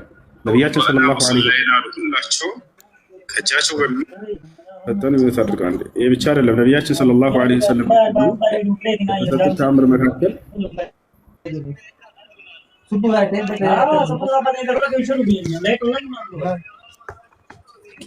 እሺ ነቢያችን ሰለላሁ ዐለይሂ ወሰለም ከተሰጧቸው ተአምራቶች መካከል ሌላ ምንድን ነው? ለጥቂት ሰው የሚበቃን ምግብ ለብዙ ህዝብ እንዲበዛ ማድረግ። ሙባረክን ለጥቂት ሰው የሚበቃን ምግብ። ከዕለታት አንድ ቀን ነቢያችን ሰለላሁ ዐለይሂ ወሰለም የአሕዛብ ጦርነት ጊዜ ነው። ከንደቅ እየቆፈሩ እያለ ሰሃቦች ነቢ ሰለላሁ ዐለይሂ ወሰለም እንደዚያው ከ1500 በላይ ናቸው። አሁንም እየሰሩ እያለ ነቢያችን ሰለላሁ ዐለይሂ ወሰለም እርሳቸውን መራባቸውን አንድ ሰሃባ ተመለከተ። ደክሟቸዋል፣ ርቧቸዋል። ይህም ባየ ጊዜ አንድ ሰሃባ አላስቻለው። ከቤት ለምን ሂጄ ምግብ ለነቢ ሰለላሁ ዐለይሂ ወሰለም አላመጣላቸውም ማለት ቀጥታ ወደ ቤቱ ሄደ። ሰሃባ ወደ ቤት ሄደ። ቤት ሚስቱ ጋር ገባና እባክሽን ሚስቴ የአላህ መልእክተኛ ተርበው አይቻለሁኝና ይህ ነገር እኔን አላስቻለኝም፣ ምግብ ይዤላቸው እንደሄድ ቤት ውስጥ የሚበላ ካለ ስጭኝ አላት። ቤት ውስጥ ምንም የሚበላ ነገር የለም አለችው። ነገር ግን ይቺ ትንሽዬ ፍየል አለች አለችው። ግልገል ናች እና ደግሞ ትንሽዬ ዱቄት አለች። ይህንን ይሰራላቸው ካልክ እሰራለሁኝ አለችው። እሺ እንግዲህ አሁንስ ፍየሏን ልረዳታልና አረዳት። ትንሽዬ ግልገል ነች። ልክ እንዲሁ ዱቄቱንም አብኪው አላት። በዚያ ሂጄ ከእርሳቸውን ጋር በዚያው 1-3-4 ሰው ያበላልናል፣ ይህን እጠራቸዋለሁኝ ብሎ ሄደ። ከዛ ሚስትየዋ ምን አለችው? አደራህን ሌላ ማንም ሰው እንዳይሰማ ለእርሳቸውና 3-4 ከእርሳቸው ጋር ይዘህናል፣ ስለማይበቃ ለሌሎች አለችው። እሺ አደርጋለሁኝ ያለ ይሄ ሰሃባ ሄደና ወደ ነቢያችን ሰለላሁ ዐለይሂ ወሰለም ጋር ጠጋ ብሎ ሹክ አላቸው። ያ ማለት ሌላ ሰው እንዳይሰማ ማለት ነው። ምክንያቱም በቂ አይደለም ያ ምግብ፣ ያ ሁሉ 1500 ህዝብ ከሰማ አንቱ የአላህ መልእክተኛ ሆይ መራቦትን አይቻለሁኝና ለእርሶ የምትሆን ትንሽ ግብዣ አዘጋጅቻለሁኝ ከእርሶ ጋር 1-3-4 ሰዎችንም ያስከትሉ አላቸው። ነቢያችን ሰለላሁ ዐለይሂ ወሰለም ድምፃቸውን ከፍ አድርገው ያ ጀማዓ አሏቸው፣ በሉ ጓደኛችን ምግብ አዘጋጅቶልናል ግብዣ፣ አንድ ሰው ሁላችሁም እንዳትቀሩ ወደ ቤቱ እንሄዳለን አሏቸው። ሰውየው ደነገጠ። እንዲያንቱ የአላህ መልእክተኛ ለእርሶ ብቻና ለትንሽ ሰው ነው የሚበቃው ይሄ ምግብ? ይሄ ሁሉ ህዝብ አያስተናግድም። ትንሽዬ ፍየል ነች፣ ትንሽዬ ዱቄት ነች አላቸው። አንተ ምልህን አድርግ አሉት። ሌላውን ለእኔ ተው፣ ሂድና ለሚስትህ ያቦካሽውን እንዳትጋግር ይበላት መጥቼ እስክባርከው ድረስ። ልክ እንዲሁ ደግሞ ከድስቱ እንዳታወጪው ስጋውን መጥቼ እስክባርከው ድረስ ሂድ ይሄን ንገር አሉት ነቢ ሰለላሁ ዐለይሂ ወሰለም። ሰውየው ሄደ፣ ወደ ሚስቱ ጋር እየሮጠ ሄደና ገብቶ ነገራት። ከዛ ተቆጣች። ለምን ለብቻቸው አትናገርም ነበር? ሌላ ሰው እንዲሰማ ለምን አደረግክ አለችው። እኔ ለሌላ ሰው አላሰማም ነበር፣ እንዳልሽኝ ደርሳቸው ነበር የነገርኳቸው። እርሳቸው ግን ከሊጡን እንዳትጋግሪ ቂጣውን፣ ልክ እንዲሁ ደግሞ ስጋውን እንዳታወጭ ብለውሻል እስክመጣ ድረስ የሚሆነውንም እናያለን ተባባሉ። እሺ አሉ። ነቢያችን ሰለላሁ ዐለይሂ ወሰለም ከ1500 ከዚያ በላይ የሚበልጡ ሰሃቦችን ይዘው መጡ ወደ ቤት። ያቦካችሁትን ወደ እኔ አምጡልኝ አሉ፣ ሰጧቸው። ፈደዐ አላህ ሱብሓነሁ ወተዓላ ወባረከ ፊህ፣ አላህን ለመኑ ባረኩትም እዚያው። ከዚያም በኋላ ስጋውንም አምጡት አሉ ደስቱን፣ አሁንም ዱዓ አደረጉ ባረኩት። ከዚያ በኋላ ነቢያችን ሰለላሁ ዐለይሂ ወሰለም ሴትዮዋን ጋግሪ ቂጣውን እየጋገርሽም አምጪ ብለው አዘዙ። ከዚያ በኋላ ትጋግራለች፣ ባልየው እየተቀበለ ለነቢያችን ሰለላሁ ዐለይሂ ወሰለም ያቀብላል። ነቢያችን ሰለላሁ ዐለይሂ ወሰለም በአንድ ቂጣ ላይ በዚያ ላይ ከስጋው እየጨለፉ ስጋ ያደርጉላቸዋል ለሶሓቦች ለ1500 እና ከዚያ በላይ ሶሓቦች በሉ። ያ ጀማ ወላሂ የማለ ሰሃባ ሲናገር ይሄን ምን አለ? በአላህ ስም እምላለሁ ሁላችንም ተመግበን በልተን ከ1500 በላይ ህዝቦች ልክ ስንመጣ እንደነበረ ነው ስጋውም ያንም የተቦካውም ሊጥ ብሎ ተናገረ። ምንም አልቀነሰምም እንኳን። ነቢያችን ሰለላሁ ዐለይሂ ወሰለም ለጥቂት ሰው የሚበቃን ምግብ ለበርካታ ህዝብ እንዲበረከት የማድረግ ተአምር ነበራቸው። ሌላው ተአምራቸው ምንድነው? ነቢያችን ሰለላሁ ዐለይሂ ወሰለም እየተመገቡ ምግብ እየበሉ የአይን እማኝ የሆኑ ሶሓቦች የሰሙ ሲዘግቡልን የሚበሉት ምግብ የሰው ልጆችን ድምፅ አውጥቶ ተስቢህ ያደርግ ነበር። ካነ ዩሰቢህ አጣዓም አለዚ የእኩሉሁ ነቢ ሰለላሁ ዐለይሂ ወሰለም፣ ነቢ ሰለላሁ ዐለይሂ ወሰለም ወደ አፋቸው የሚያነሱት ምግብ ሱብሓነላህ፣ አልሐምዱሊላህ፣ ላኢላሃ ኢለላህ፣ አላሁ አክበር የሚልን ቃል ሲያወጣ ይሰሙት ነበር። ይህን አምላክ አላህ ሱብሓነሁ ወተዓላ ለእነዚያ ለሶሓቦች ለአይን እማኝ ምስክር የሆነ ዘንድ አሰምቷቸዋል። የሰሙትንም ዘግበውልናል። በቡኻሪ ሙስሊም ላይ ይገኛል። ነቢያችን ሰለላሁ ዐለይሂ ወሰለም ሌላው ነገር በጣም ታላቁ ሙዕጂዘቱል ኩብራ ታላቁ ተአምር ከሚባለው ከመካ እስከ ቤተል መቅደስ እስከ 7ቱ ሰማያት ድረስ አርገው ሂደዋል። 7ቱን ሰማያት አርገዋል። ይህን ታውቃላችሁ። ነቢያችን ሰለላሁ ዐለይሂ ወሰለም በዚያ ተአምራዊ ጉዟቸው ላይ በርካታ ተአምራትን አላህ አሳይቷቸዋል። ለቀድ ረአ ሚን አያቲ ረቢሂል ኩብራ ይላል። በእርግጥም ታላላቆቹን የጌታውን የአላህን የኔን ተአምራቶች ተመልክቷል አለ። አንደኛ ነቢያችን ሰለላሁ ዐለይሂ ወሰለም በዚያ ተአምራዊ ጉዟቸው ላይ ቀደምት ነቢያትን ሁሉ ከአዳም ጀምሮ እስከ መሲሁ ድረስ አላህ በአካል አስነስቶላቸው አገናኝቷቸዋል። መሲሁን አግኝተውታል፣ ኢብራሂምና አብርሃምን አግኝተውታል፣ ኢስሐቅ፣ ያዕቆብ ሁሉንም ነቢያት እንዳላገኟቸው። ፈደኸልቱ ቤተል መቅደስ አሉ፣ ወደ ኢየሩሳሌም ሄድኩኝ ቤተል መቅደስም ገባሁኝ አሉ። ፈረአይቱል አንቢያ ነቢያትንም ሁሉ እየጠበቁኝ አገኘኋቸው አሉ። ወሁም ይሰሉን እየሰገዱ ሲጠብቋቸው አሳየ አላህ ሱብሓነሁ ወተዓላ ለነቢዩ ሰለላሁ ዐለይሂ ወሰለም። ከዚያም በኋላ ልክ እንደገባሁኝ ሁላቸው ነቢያት ሶፍ ሰረዋል። ከዚያ መልአኩ ጅብሪል ምን አለ? ያ ሙሐመድ ተቀደም ወሰል ብሂም፣ ሙሐመድ ሆይ ተቀደም እናንተ ነቢያትን አሰግዳቸው አንተ መሪያቸው ነህና። ፈተቀደምቱ ወአመምቱሁም አሉ፣ እኔም ተቀደምኩኝና ነቢያትን ሁሉ መራኋቸው አሰገድኩኝ አሉ። ሊዩዕለመ ቢዛሊከ አነሁ ኢማሙል አንቢያ ወቁድወቱሁም ወሰይዱሁም፣ የነቢያት ሁሉ አለቃ የነቢያት ሁሉ መሪ መሆናቸው ይታወቅ ዘንድ በዚህ መልኩ መልአኩ ጅብሪል አደረገ። ከዚያም በኋላ ነቢያችን ሰለላሁ ዐለይሂ ወሰለም በዚያው ልክ ዞር እንዳሉ አንድን መልአክ ተመለከቱ። ያ ሙሐመድ ሰልም ዐላ ሃዛል መለክ፣ ሙሐመድ ሆይ በዚህ በመልአክ ላይ ሰላምታን አቅርብለት ተባሉ። ማን ነው ያ መልአክ? ካዚኑ እና የጀሃነም እሳት ጠባቂ የሆነው ኢማም ማን ነው? መልአኩ ማሊክ ማለት ነው። መልአኩ ማሊክ የዛኔ ቤተል መቅደስ ወርዶ ነበር። ልክ ነቢ ሰለላሁ ዐለይሂ ወሰለም ሰላምታ አቅርብለት በተባሉ ጊዜ ራሱ ያ መልአክ መጣና ፈሰለመ ዐለየ፣ አሰላሙ ዐለይከ ያ ሙሐመድ አላቸው። ሙሐመድ ሆይ የአላህ ሰላም፣ ዝነት፣ በረከት በአንተ ላይ ይስፈል ብሎ ሰላምታን አቀረበላቸው። ثم عرج به النبي صلى الله عليه وسلم الى السماء السابعه፣ ከዚያም ነቢያችን ሰለላሁ ዐለይሂ ወሰለም 7ቱን ሰማያት አረጉ። አንደኛው ሰማይ ላይ፣ ሁለተኛው፣ ሶስተኛው፣ አራተኛው፣ አምስተኛው፣ ስድስተኛው፣ ሰባተኛ ድረስ። ከዚያ በኋላ ከ7ቱ ሰማይ ሁሉ አልፈዋል። ነቢያችን ሰለላሁ ዐለይሂ ወሰለም ከ7ቱ ሰማይ በሉ ሐታ ወصل الى سدرة المنتهى፣ እስከ ሲድረቱል ሙንተሃ እስኪደርሱ ድረስ። وعند ذلك كلمه الرب سبحانه وتعالى، ከዚያም አላህ ሱብሓነሁ ወተዓላ በቀጥታ አናገራቸው። አላህ ሱብሓነሁ ወተዓላ ነቢዩ ሙሐመድ ሰለላሁ ዐለይሂ ወሰለም ያለማንም መካከለኛ በቀጥታ እናገራቸው እያልኩ ነው። ይህን ዛሬ የምንሰግደውን ሶላት ሙስሊሞች ዛሬ የምንሰግደውን 5ቱን አውቃት ሶላት በቀጥታ ነው ያዘዛቸው። ሙሐመድ ሆይ እያለ ስማቸውን እየጠራ በቀንም በሌትም ለእኔ 5 ጊዜ እየሰገዳችሁ እኔን አምልኩኝ በብቸኝነት። አዎ ቃል በቃል ነቢይ ሙሐመድን ስሙን ጠርቶ አምልከኝ ብሎታል ወይ ተብሎ ይጠይቃል። አዎ በደንብ ብሏቸዋል ሰለላሁ ዐለይሂ ወሰለም። ያ ሙሐመድ ሆይ እያለ هذه 5 صلوات على 5 يعني على اجر يعني 50 ሙሐመድ ሆይ እነዚህ 5 አውቃት ሶላቶች ናቸው። ምንዳቸው ደግሞ በ50 ሶላት ያክል እጥፍ ተደርጎ የምትመነዳቸው ናቸው። አንተም ትውልዶችም እነዚህን እየሰገዳችሁ አምልኩኝ ተገዙኝ ብሎ ያዛቸዋል ማለት ነው። ያ ነው። ሌላ ነቢያችን ሰለላሁ ዐለይሂ ወሰለም በዛ ጉዟቸው ላይ ጀነትን እንዳዩ ታውቃላችሁ። ማንም ነብይ የለም ስለ ጀነት በተረካ ደረጃ የሚያስተምር ቢሆን እንጂ ነብዩ ሰለላሁ ዐለይሂ ወሰለም ደግሞ እኔ አይቻታለሁ ጀነትን ብለው ብቸኛ የሚያስተምሩ ነብይ ናቸው። ስለ ጀነት መናገር አይደለም እርሳቸው መናገር ብቻ አይደለም፣ ቀደምት ነብያት በመናገር ደረጃ ነው ጀነት የምትባል ሀገር አለች እያሉ ነብዩ ሰለላሁ ዐለይሂ ወሰለም ቃል በቃል እጠለዕቱ ፊል ጀና ብለው የሚናገሩ ናቸው። እኔ ጀነትን አይቻታለሁ። በቃ አላህ ፈቀደ እንዲያዩ እርሳቸው ገና ሳያርፉ በፊት እንዲያደረጋቸው ነብያችን ሰለላሁ ዐለይሂ ወሰለም ጀነትን አይተዋታል። ታቻላም ይህ ነው እና ነብያችን ሰለላሁ ዐለይሂ ወሰለም በጣም በርካታ ተአምራቶች አድርገዋል።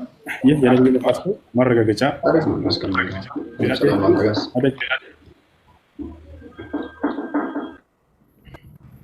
እሺ አመሰግናለሁ። ሌላ ጥያቄም ነበረኝ ደግሞ። እሺ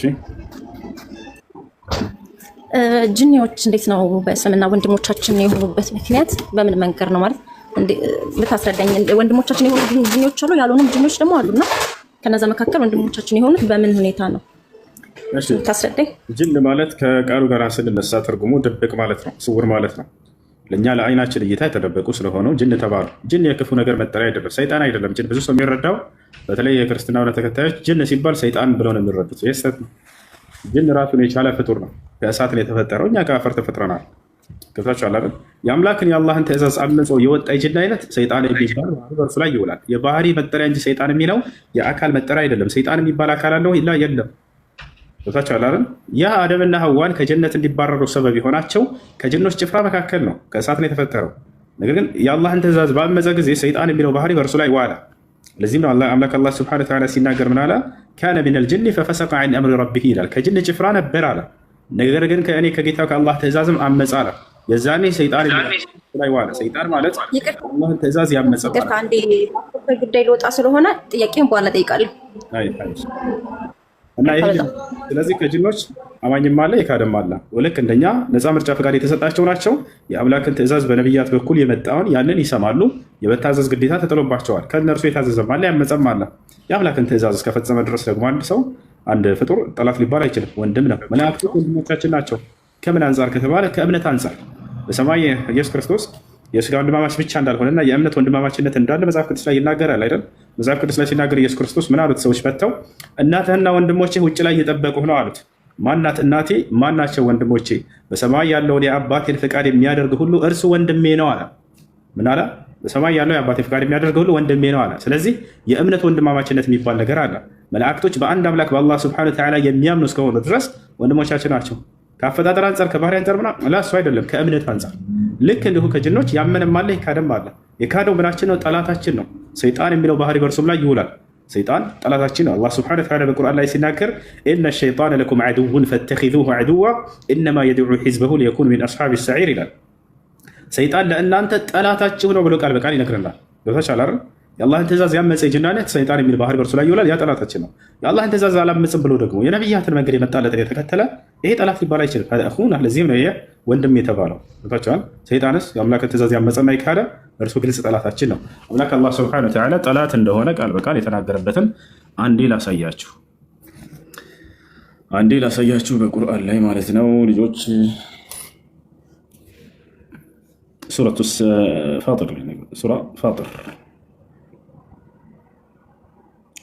እሺ ይታያችኋል። እዚህ ጋር ሰይጣን ለእናንተ ጠላት ነው ይላል። ያው ሰይጣን ጠላታችን ነው፣ ወንድማችን አይደለም።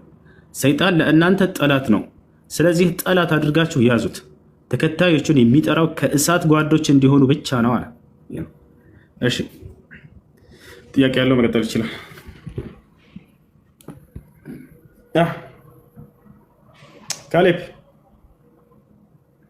ካሌብ ተናሳው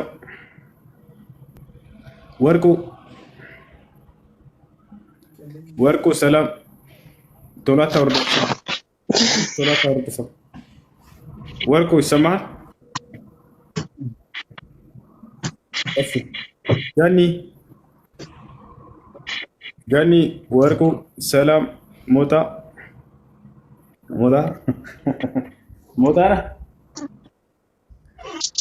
ቀራኒው።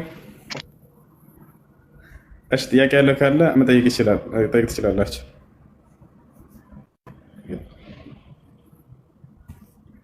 ايش ادمينوች ካላችሁ አስገባቸው በተራ. اذا في مسيحي محترم يريد ان يناقشنا في العقيده المسيحيه او يطرح علينا اسئله دينيه فالمجال مفتوح له بعد.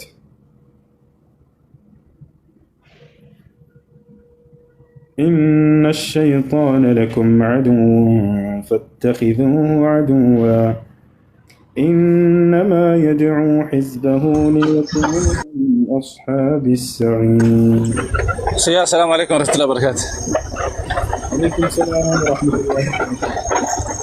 በቃ ወሬ አላበዛም። ያው መኪና ላይ ስለሆንኩኝ እኔ ማለት የምፈልገው እቺን 2 ቀን የረመዳንን አያያዝ እንዴት ብዙ ሰዎች ስለማንረዳ ምን ይሰብራል፣ ምንድነው የሚከለከለው የሚለውን ነገር ጊዜ ብትሰጠን ደስ ይለናል። ሌሎቹ ደግሞ እዚህ ውስጥ የምትገቡ ሰዎች አማና ምላችሁ ነገር ስትገቡ ሚዩት የሚባል ነገር አለ። በጣም ይረብሻል አንዳንድ ሰው። በጣም አመሰግናለሁ። በጣም ወዳለሁ። ታንኪዩ። እቺን 1 ቀንና 2 ቀን ስለ ረመዳን እንትን ብትለን ብዬ ነው። ታንኪዩ ብራዘር። መርሐባ። እንግዲህ ቀጣይ ወር ረመዳን ነው። ረመዳን إن عدة الشهور عند الله 12 شهرا የወራት አቆጣጠር ከአላህ ሱብሓነሁ ወተዓላ ዘንድ 12 ወራቶች ናቸው። ከነዚህ ወራቶች መካከል አንደኛው ረመዳን ነው። ረመዳን ወር ሙስሊሞች በአመት አንድ ወር እንዲጾሙ የታዘዙበት ወር ነው። አምላክ አላህ ሱብሓነሁ ወተዓላ በቁርአን ላይ ሲናገር ምን አለ? ያ አዩሃ አለዚነ አመኑ ኩቲበ ዐለይኩም ሲያም ከማ ኩቲበ ዐለ ለዚነ ሚን ቀብሊኩም ለዐለኩም ተተቁን አያመን ማዕዱዳት ፈመን ካነ ሚንኩም መሪደን አው ዐላ ሰፈሪን ፈዒደቱን ሚን አያሚን ኡኸር ወዐለ ለዚነ ዩጢቁነሁ ፊድየቱን ጠዓሙ ምስኪን ፈመን ተጠወዐ ኸይረን ፈሁወ ኸይሩን ለህ ወአን ተሱሙ ኸይሩን ለኩም ኢን ኩንቱም ተዕለሙን شهر رمضان الذي أنزل فيه القرآن هدى للناس وبينات من الهدى والفرقان فمن شهد منكم الشهر فليصم ومن كان مريضا أو على سفر فعدة من أيام أخر يريد الله بكم اليسر ولا يريد بكم العسر ولتكملوا العدة ولتكبروا الله على ما هداكم ولعلكم تشكرون. يهي قرآن أنكت سلا رمضان يمنا قرنا اسلمنا بأمست وانا مسارته يتمسرتها عبارتنا يمجمرها مسارة من دنا كما قال النبي صلى الله عليه وسلم بني الإسلام على 5 شهادة لا إله إلا الله وأن محمد رسول الله وإقام الصلاة وإيتاء الزكاة وصوم رمضان وحج بيت الله الحرام من استطاع إليه سبيلا. ነቢያችን ሰለላሁ ዐለይሂ ወሰለም እስልምና በአምስት ዋና ዋና መሰረቶችና ትእዛዛቶች ላይ የተመሰረተ ሃይማኖት ነው አሉ። አንደኛውና የመጀመሪያው ምንድነው? ከአንዱ ከአላህ በስተቀር በእውነት የሚመለክ ሌላ አምላክ የለም ብሎ መመስከር ነው። የመጀመሪያው ትእዛዝና መሰረት የነቢያቶች ሁሉ አስተምሮ ይሄ ነው። አምላክ አንድና ብቸኛ ነው። በአንድነቱ ላይ ሁለትነት ሶስትነት የለበትም። ያ አምላክ ዘላለማዊ ህያው ነው። በህያውነት ላይ ሞትነት የለበትም። ስለ እኔ ብሎ አምላክ ሞተ ብሎ ሂሳብ የለም። ያ አንድ አምላክ በመለኮትነቱ ላይ ባርን ሰውነት የለበትም። መለኮት ብቻ ነው ለዘላለም አይለዋወጥም። አምላክ በባህሪው የመለዋወጥ ባህሪ ያላቸው ፍጥሮች ናቸው። ረቡ ላ የተገየር አምላክ አይለዋወጥም። ሌላው አምላክ ሁል ጊዜ ጌታ ብቻ ነው። በጌትነቱ ላይ ባርነት የለበትም። አምላክ በጥበቃው ጠባቂ ነው። በፍጥረታቱ ሁሉ በጥበቃው ላይ እንቅልፍ የለበትም። አያንገላጀውም፣ ማያንቀላፋም ነው። አላሁ ላ ኢላሃ ኢላ ሁወል ሐዩል ቀዩም ላ ተእኹዙሁ ሲነቱ ወላ ነውም። እኔን ማንገላጀት እንኳን አትይዘኝም እንቅልፍም አትይዘኝም እያለ ይናገራል። ይባቻል አምላክ ሁሉን ነገር በማድረግ ላይ ቻይ ነው። እኔ ከራሴ አንዳች ላደርግ አይቻለኝም የሚል አምላክ የለም እዚህ ዓለም ላይ። ኢነላህ ዐላ ኩሊ ሸይኢን ቀዲር፣ እኔ አምላካቸው አላህ ሁሉን ነገር በማድረግ ላይ ቻይ ነኝ ይላል። አምላክ ሌላው መለኮታዊ ባህሪው አዋቂ ነው። እውቀቱ የተገደበ አይደለም። ያዕለሙ ማ በይነ አይዲሂም ወማ ኸልፈሁም ይላል። ስለ ማንኛውም ፍጥረታቶች የኋላቸውንም የፊታቸውንም ሁሉ አውቃለሁኝ ይላል። ስለዚያች ቀንና ስለዚያች ሰዓት ግን እኔ አላውቅም የሚል አምላክ የለም እዚህ ዓለም ላይ። እርሱ ያችን ቀን በደንብ አድርገው ያውቃታል። ቃል በቃል ሲነግረን በሱራ ሉቅማን ላይ ምን አለ? ኢነላህ ዐንደሁ ዒልሙ ሰዓ አለ። የምጽአተ ዓለም እውቀት ከእኔ ከአምላካችሁ ከአላህ ዘንድ ብቻ ነው ያለው ይላል። የስአሉነከ ዐኒ ሰዓቲ አያነ ሙርሳሃ ቁል ኢነማ ዒልሙሃ ዐንደ ረቢ ላ ዩጀሊሃ ሊወቅቲሃ ኢላ ሁ። ሙሐመድ ሆይ ስለዚያች ቀንና ስለዚያች ሰዓት ስለ ትንሣኤዋ ቀን ይጠይቁሃል። ይህም ከጌታዬ ከአላህ ዘንድ ብቻ ነው እውቀቱ ያለው በላቸው ይላል። ይሄ ነው እና ስለዚህ የመጀመሪያው እስልምና መሰረት እሱ ነው። ሸሃደት አላ ኢላሃ ኢለላህ ከአንዱ ከአላህ በስተቀር በእውነት የሚመለክ ሌላ አምላክ የለም ብሎ መመስከር፣ እንዲሁም በዘመናችሁ የተላከውን ነቢይ እንደ ነቢይ አምነው መቀበል፣ ወአነ ሙሐመድን ረሱሉላህ ሙሐመድም የአላህ መልእክተኛና ነቢይ ናቸው ብሎ መቀበል። ከዚያ በመቀጠል ኢቃመት ሶላት ሶላትን ጊዜውንና አግባቡን አርካኑንና ዋጅባቶችን ሱናኖችን ጠብቆ መስገድ ብሏል። ሶላትን ጊዜውንና ወቅቱን ጠብቆ መስገድ ነው። ይሄ ነው ሁለተኛው። ሶስተኛ ምንድነው? ዘካን መስጠት ነው። አመታዊ መጽዋት ለድሃዎች ማድረግ። በአመት አንድ ጊዜ ብቻ ነው? ለአመትን ሙሉ መስጠት ትችላላችሁ ሰደቃ ለፈለገ ሰው። ይሄ ግን ግዴታ የሆነ የሰደቃ አይነት ዘካ። ይህ ሶስተኛው የእስልምና መሰረት ነው። ነቢያቶች ሁሉ እነዚህን ይፈጽሙ ነበረ። መሲሁ ዒሳ ዓለይሂ ሰላም ምን እያለ ተናገረ? በሱራ መርየም ላይ በእናቱ ስም የተሰየመ ምዕራፍ አለ። ማርያም ምዕራፍ የሚል በቁርአን ላይ 19ኛው ምዕራፍ አካባቢ ላይ ምን ይላል? ቃለ ኢኒ ዓብዱላሂ አታኒ አልኪታብ ወጀዐለኒ ነቢያ ወጀዐለኒ ሙባረከን አይነማ ኩንቱ ወአውሳኒ ቢሰላቲ ወዘካቲ ማ ድምቱ ሐያ እያለ ይናገራል። ምን ይላል? ቃለ ኢኒ ዓብዱላህ መሲሁ ምን አለ? እኔ የአላህ ባሪያና አገልጋይ ነኝ አለ። አታኒ አልኪታብ መጽሐፍን ሰጥቶኛል። ወጀዐለኒ ነቢያ ነቢይም አድርጎ ልኮኛል። ወጀዐለኒ ሙባረከን አይነማ ኩንት በየሄድኩበትም ስፍራ ብሩክ አድርጎኛል፣ የተባረኩ አድርጎኛል አለ። መሲሁ በእስልምና የተባረከ ነው። ወጀዐለኒ ነቢያ ነቢይም አድርጎኛል አለ። ወጀዐለኒ ሙባረከን አይነማ ኩንት በየሄድኩበትም ስፍራ የተባረኩ አድርጎኛል። እሺ ሸሃዳ የሚል አለ። ሸሃዳ የሚለው ማን ነበር? ሸሃዳ የሚለው ማን ነው?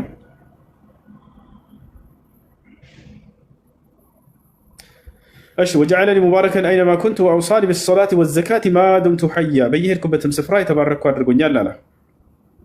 ወበረን ቢዋሊደቲ ልክ እንዲሁ ለእናቴ መልካምን እንደውል አዞኛል አለ። ወበረን ቢዋሊደቲ ወለም የጀዐልኒ ጀባረን ሸቂያ በእናቴ ላይ ትዕቢተኛ እና እምቢተኛ አላደረገኝም ይላል። ወአውሳኒ ቢሰላቲ ወዘካቲ ማ ድምቱ ሐያ ሶላትን እንድሰግድ ልክ እንዲሁ ዘካን እንድሰጥ አዞኛል እያለ ይናገራል። ስለዚህ መሲሁ ዒሳ ዓለይሂ ሰላም አሁን የነገርኳቸውን የእስልምና መሰረቶች የሚፈጽም ነበረ ማለት ነው። ገብታችኋል? በአንድ አላህ እንጂ በሌላ በማንም አያምንም መሲሁ። የመጀመሪያው መሰረት በአንዱ አላህ ማመን ነው አይደለ? አዎ መሲሁ የነበረ እምነቱ ምን አለ ሲናገር? ወኢነ አላህ ረቢ ወረብኩም ፈዕቡዱሁ ሃዛ ሲራጡ ሙስተቂም አለ። የእኔም የእናንተም ጌታ እርሱ አላህ ብቻ ነው፣ እርሱም በብቸኝነት ተገዙት፣ ይህ ነው ቀጥተኛው መንገድ ብሎ አስተማራቸው። ሁለተኛው መሰረት ምንድነው? ከእርሱ ጋር አያይዞ የዘመኑን ነቢይ እንደ ነቢይ አድርጎ መቀበል ነው። አዎ መሲሁን ነቢይ እንደነበር ራሱ ያምናል፣ መልእክተኛ እንደሆነ። ልክ እንዲሁ ደግሞ ለሌሎች የተላከ ነቢይና መልእክተኛ መሆኑን ያምናል። ራሱ ሲናገር ወጀዐለኒ ነቢይ አለ፣ ነቢይም አድርጎኛል ብሎ ተናገረ። የተላከ መልእክተኛ ነው ወደ ሌሎችም ህዝቦች ልክ እንዲሁ። ወኢዝ ቃለ ዒሳ ብኑ መርየም ያ በኒ እስራኢል ኢኒ ረሱሉላሂ ኢለይኩም ሙሰዲቀን ሊማ በይነ የደየ ሚነ ተውራ ወሙበሽረን ቢረሱሊን የእቲ ሚን ባዕዲ እስሙሁ አሕመድ ፈለማ ጃአሁም ቢልበይናት ቃሉ ሃዛ ሲሕሩን ሙቢን ይላል። የማርያም ልጅ መሲሁ ለእስራኤል ሰዎች እንዲህ ባላቸው ጊዜ አስታውስ፣ እናንተ የእስራኤል ልጆች ሆይ እኔ ወደ እናንተ የተላኩላችሁ የአላህ መልእክተኛ ነኝ፣ ከእኔ በፊት የነበረውን የሙሴን መጽሐፍ ተውራትን የማረጋግጥ ከእኔ በኋላ የሚመጣውን መልእክተኛና ነቢይ ሙሐመድን ወይም አሕመድንም የማበስራችሁ ነኝ አላቸው። ስለዚህ አንደኛ መጀመሪያው ከአንዱ ከአምላክ ከአላህ በስተቀር በእውነት የሚመለክ ሌላ አምላክ የለም ብሎ ያምን ነበር መሲሁ። ራሱ ደግሞ ነቢይና መልእክተኛ መሆኑን ያምን ነበር። ሌላኛው እስልምና መሰረት ምንድን ነው? ሶላትን መስገድ አይደለ? አዎ መሲሁ እንደሚሰግድ ይናገራል። በሱራ መርየም ላይ ምን ይላል? ወአውሳኒ ቢሰላት ይላል። ለጌታዬ ለአምላኬ ለአላህ ሶላትን እንድሰግድ አዞኛል፣ ተናዞኛል እያለ ይናገራል። ሌላኛው ሶስተኛ መሰረት ምንድነው? ዘካ መስጠት ነው አይደለ? አዎ መሲሁ ምን አለ? ወአውሳኒ ቢሰላቲ ወዘካቲ ዘካንም እንድሰጥ አዞኛል አለ። እንዳለ ሁሉም ነቢያት እነዚህን ዛሬ የምንሰራቸውን የእስልምና መሰረቶችን የሚፈጽሙ ነበሩ። ለዚህ ነው ነቢያችን ሰለላሁ ዐለይሂ ወሰለም ሐዲስ ላይ ሲናገሩ ምን አሉ? ወኢነ አላህ አመረ አልሙእሚኒነ ቢማ አመረ ቢሂል ሙርሰሊን አሉ። አላህ ቀደምት ነቢያትን አዘውባቸው የነበሩ ትእዛዞችን እነሆ ዛሬ ያሉትን አማኞችን አዟቸዋል ብለው ነቢያችን ሰለላሁ ዐለይሂ ወሰለም ይናገራሉ ማለት ነው። ሌላኛው ጾም መጾም ነው። ጾም መጾም አሁን ነቢያቶች ሁሉ ይጾሙ ነበር። አምላክ አላህ ስብሐነሁ ወተዓላ ይህን በሱረቱል በቀራ ላይ ሲናገር ምን አለ? ያ አዩሃ አለዚነ አመኑ ኩቲበ ዐለይኩም ሲያም ከማ ኩቲበ ዐለ ለዚነ ሚን ቀብሊኩም ለዐለኩም ተተቁን አለ። እናንተ ያመናችሁ ሰዎች ሆይ እነሆ የረመዳን ጾም መጾም በእናንተ ላይ ተደነገገ፣ ግዴታ ተደረገ፣ ከእናንተ በፊት በነበሩ አማኞች ላይ ግዴታ ተደርጎ እንደነበር ሁሉ አለ። ያችሁ ቀደምት ነቢያትም ሲጾሙ ነበር፣ ዛሬም ልክ እናንተ እንዲሁ እንድትጾሙ ተደነገገባቸው ይለናል። ታዲያ የትኛው ወር ነው የታዘዝ ነው? ሸህሩ ረመዳን ብሎ ቀጥለ። የረመዳንን ወር ነው የምትጾሙት አለ። የረመዳን ወር አሁን ቀጣዩ የሚመጣ ወር ማለት ነው። ጾም ማለት ምን ማለት ነው?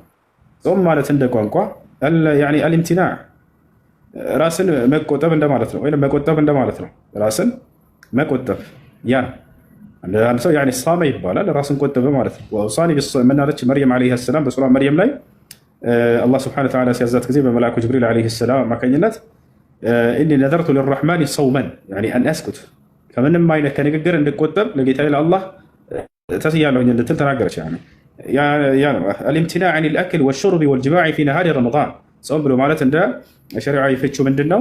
በረመዳን ቀን ከሱብሒ አዛን ጀምሮ እስከ መግሪብ አዛን ድረስ ቀኑን ክፍለ ጊዜ ከሚበላ ነገር፣ ከሚጠጣ ነገር፣ ከግብረ ስጋ ግንኙነት ባል ከሚስቱም ጋር ከነዚህ ነገራቶች ሁሉ መቆጠብ ነው። ልክ እንዲሁ ደግሞ ዋናው ከዚህም በላይ ምንድን ነው? ማናቸውንም ክፉ ንግግሮችና ክፉ ተግባራቶችን ከነዚህ መቆጠብ ብሏቸዋል አይደል? الامتناع عن الأكل والشرب والجماع والكلام السيء والأعمال السيئة في نهار رمضان ይሄ ነው። እሺ በረመዳን ሌሊት ላይ ከሆነ ሰውየው ከሚስቱ ጋር ግንኙነት ቢያደርግ ችግር የለውም። አላህ ሱብሓነሁ ወተዓላ ይህን በሱረቱል በቀራ ላይ ሲናገር ምን አለ? ኡሒለ ለኩም ለይለተ ሲያሚ ረፈቱ ኢላ ኒሳኢኩም ይላል። በጾም ሌሊት ከሚስቶቻችሁ ጋር መገናኘት ለእናንተ ተፈቀደ ይላል። ነገር ግን አደራ በረመዳን ቀን ላይ አይቻልም። በረመዳን ቀን ግንኙነት ማድረግ ሐራም ነው፣ ክልክል ነው። አደራ የፈለገ ቢሆን ሰው በዛን ጊዜ ግንኙነት ይጠንቀቅ። በግንኙነት ያደረገ ሰው ቅጣቱ ከባድ ነው። ቅጣቱን እንገራችሁ።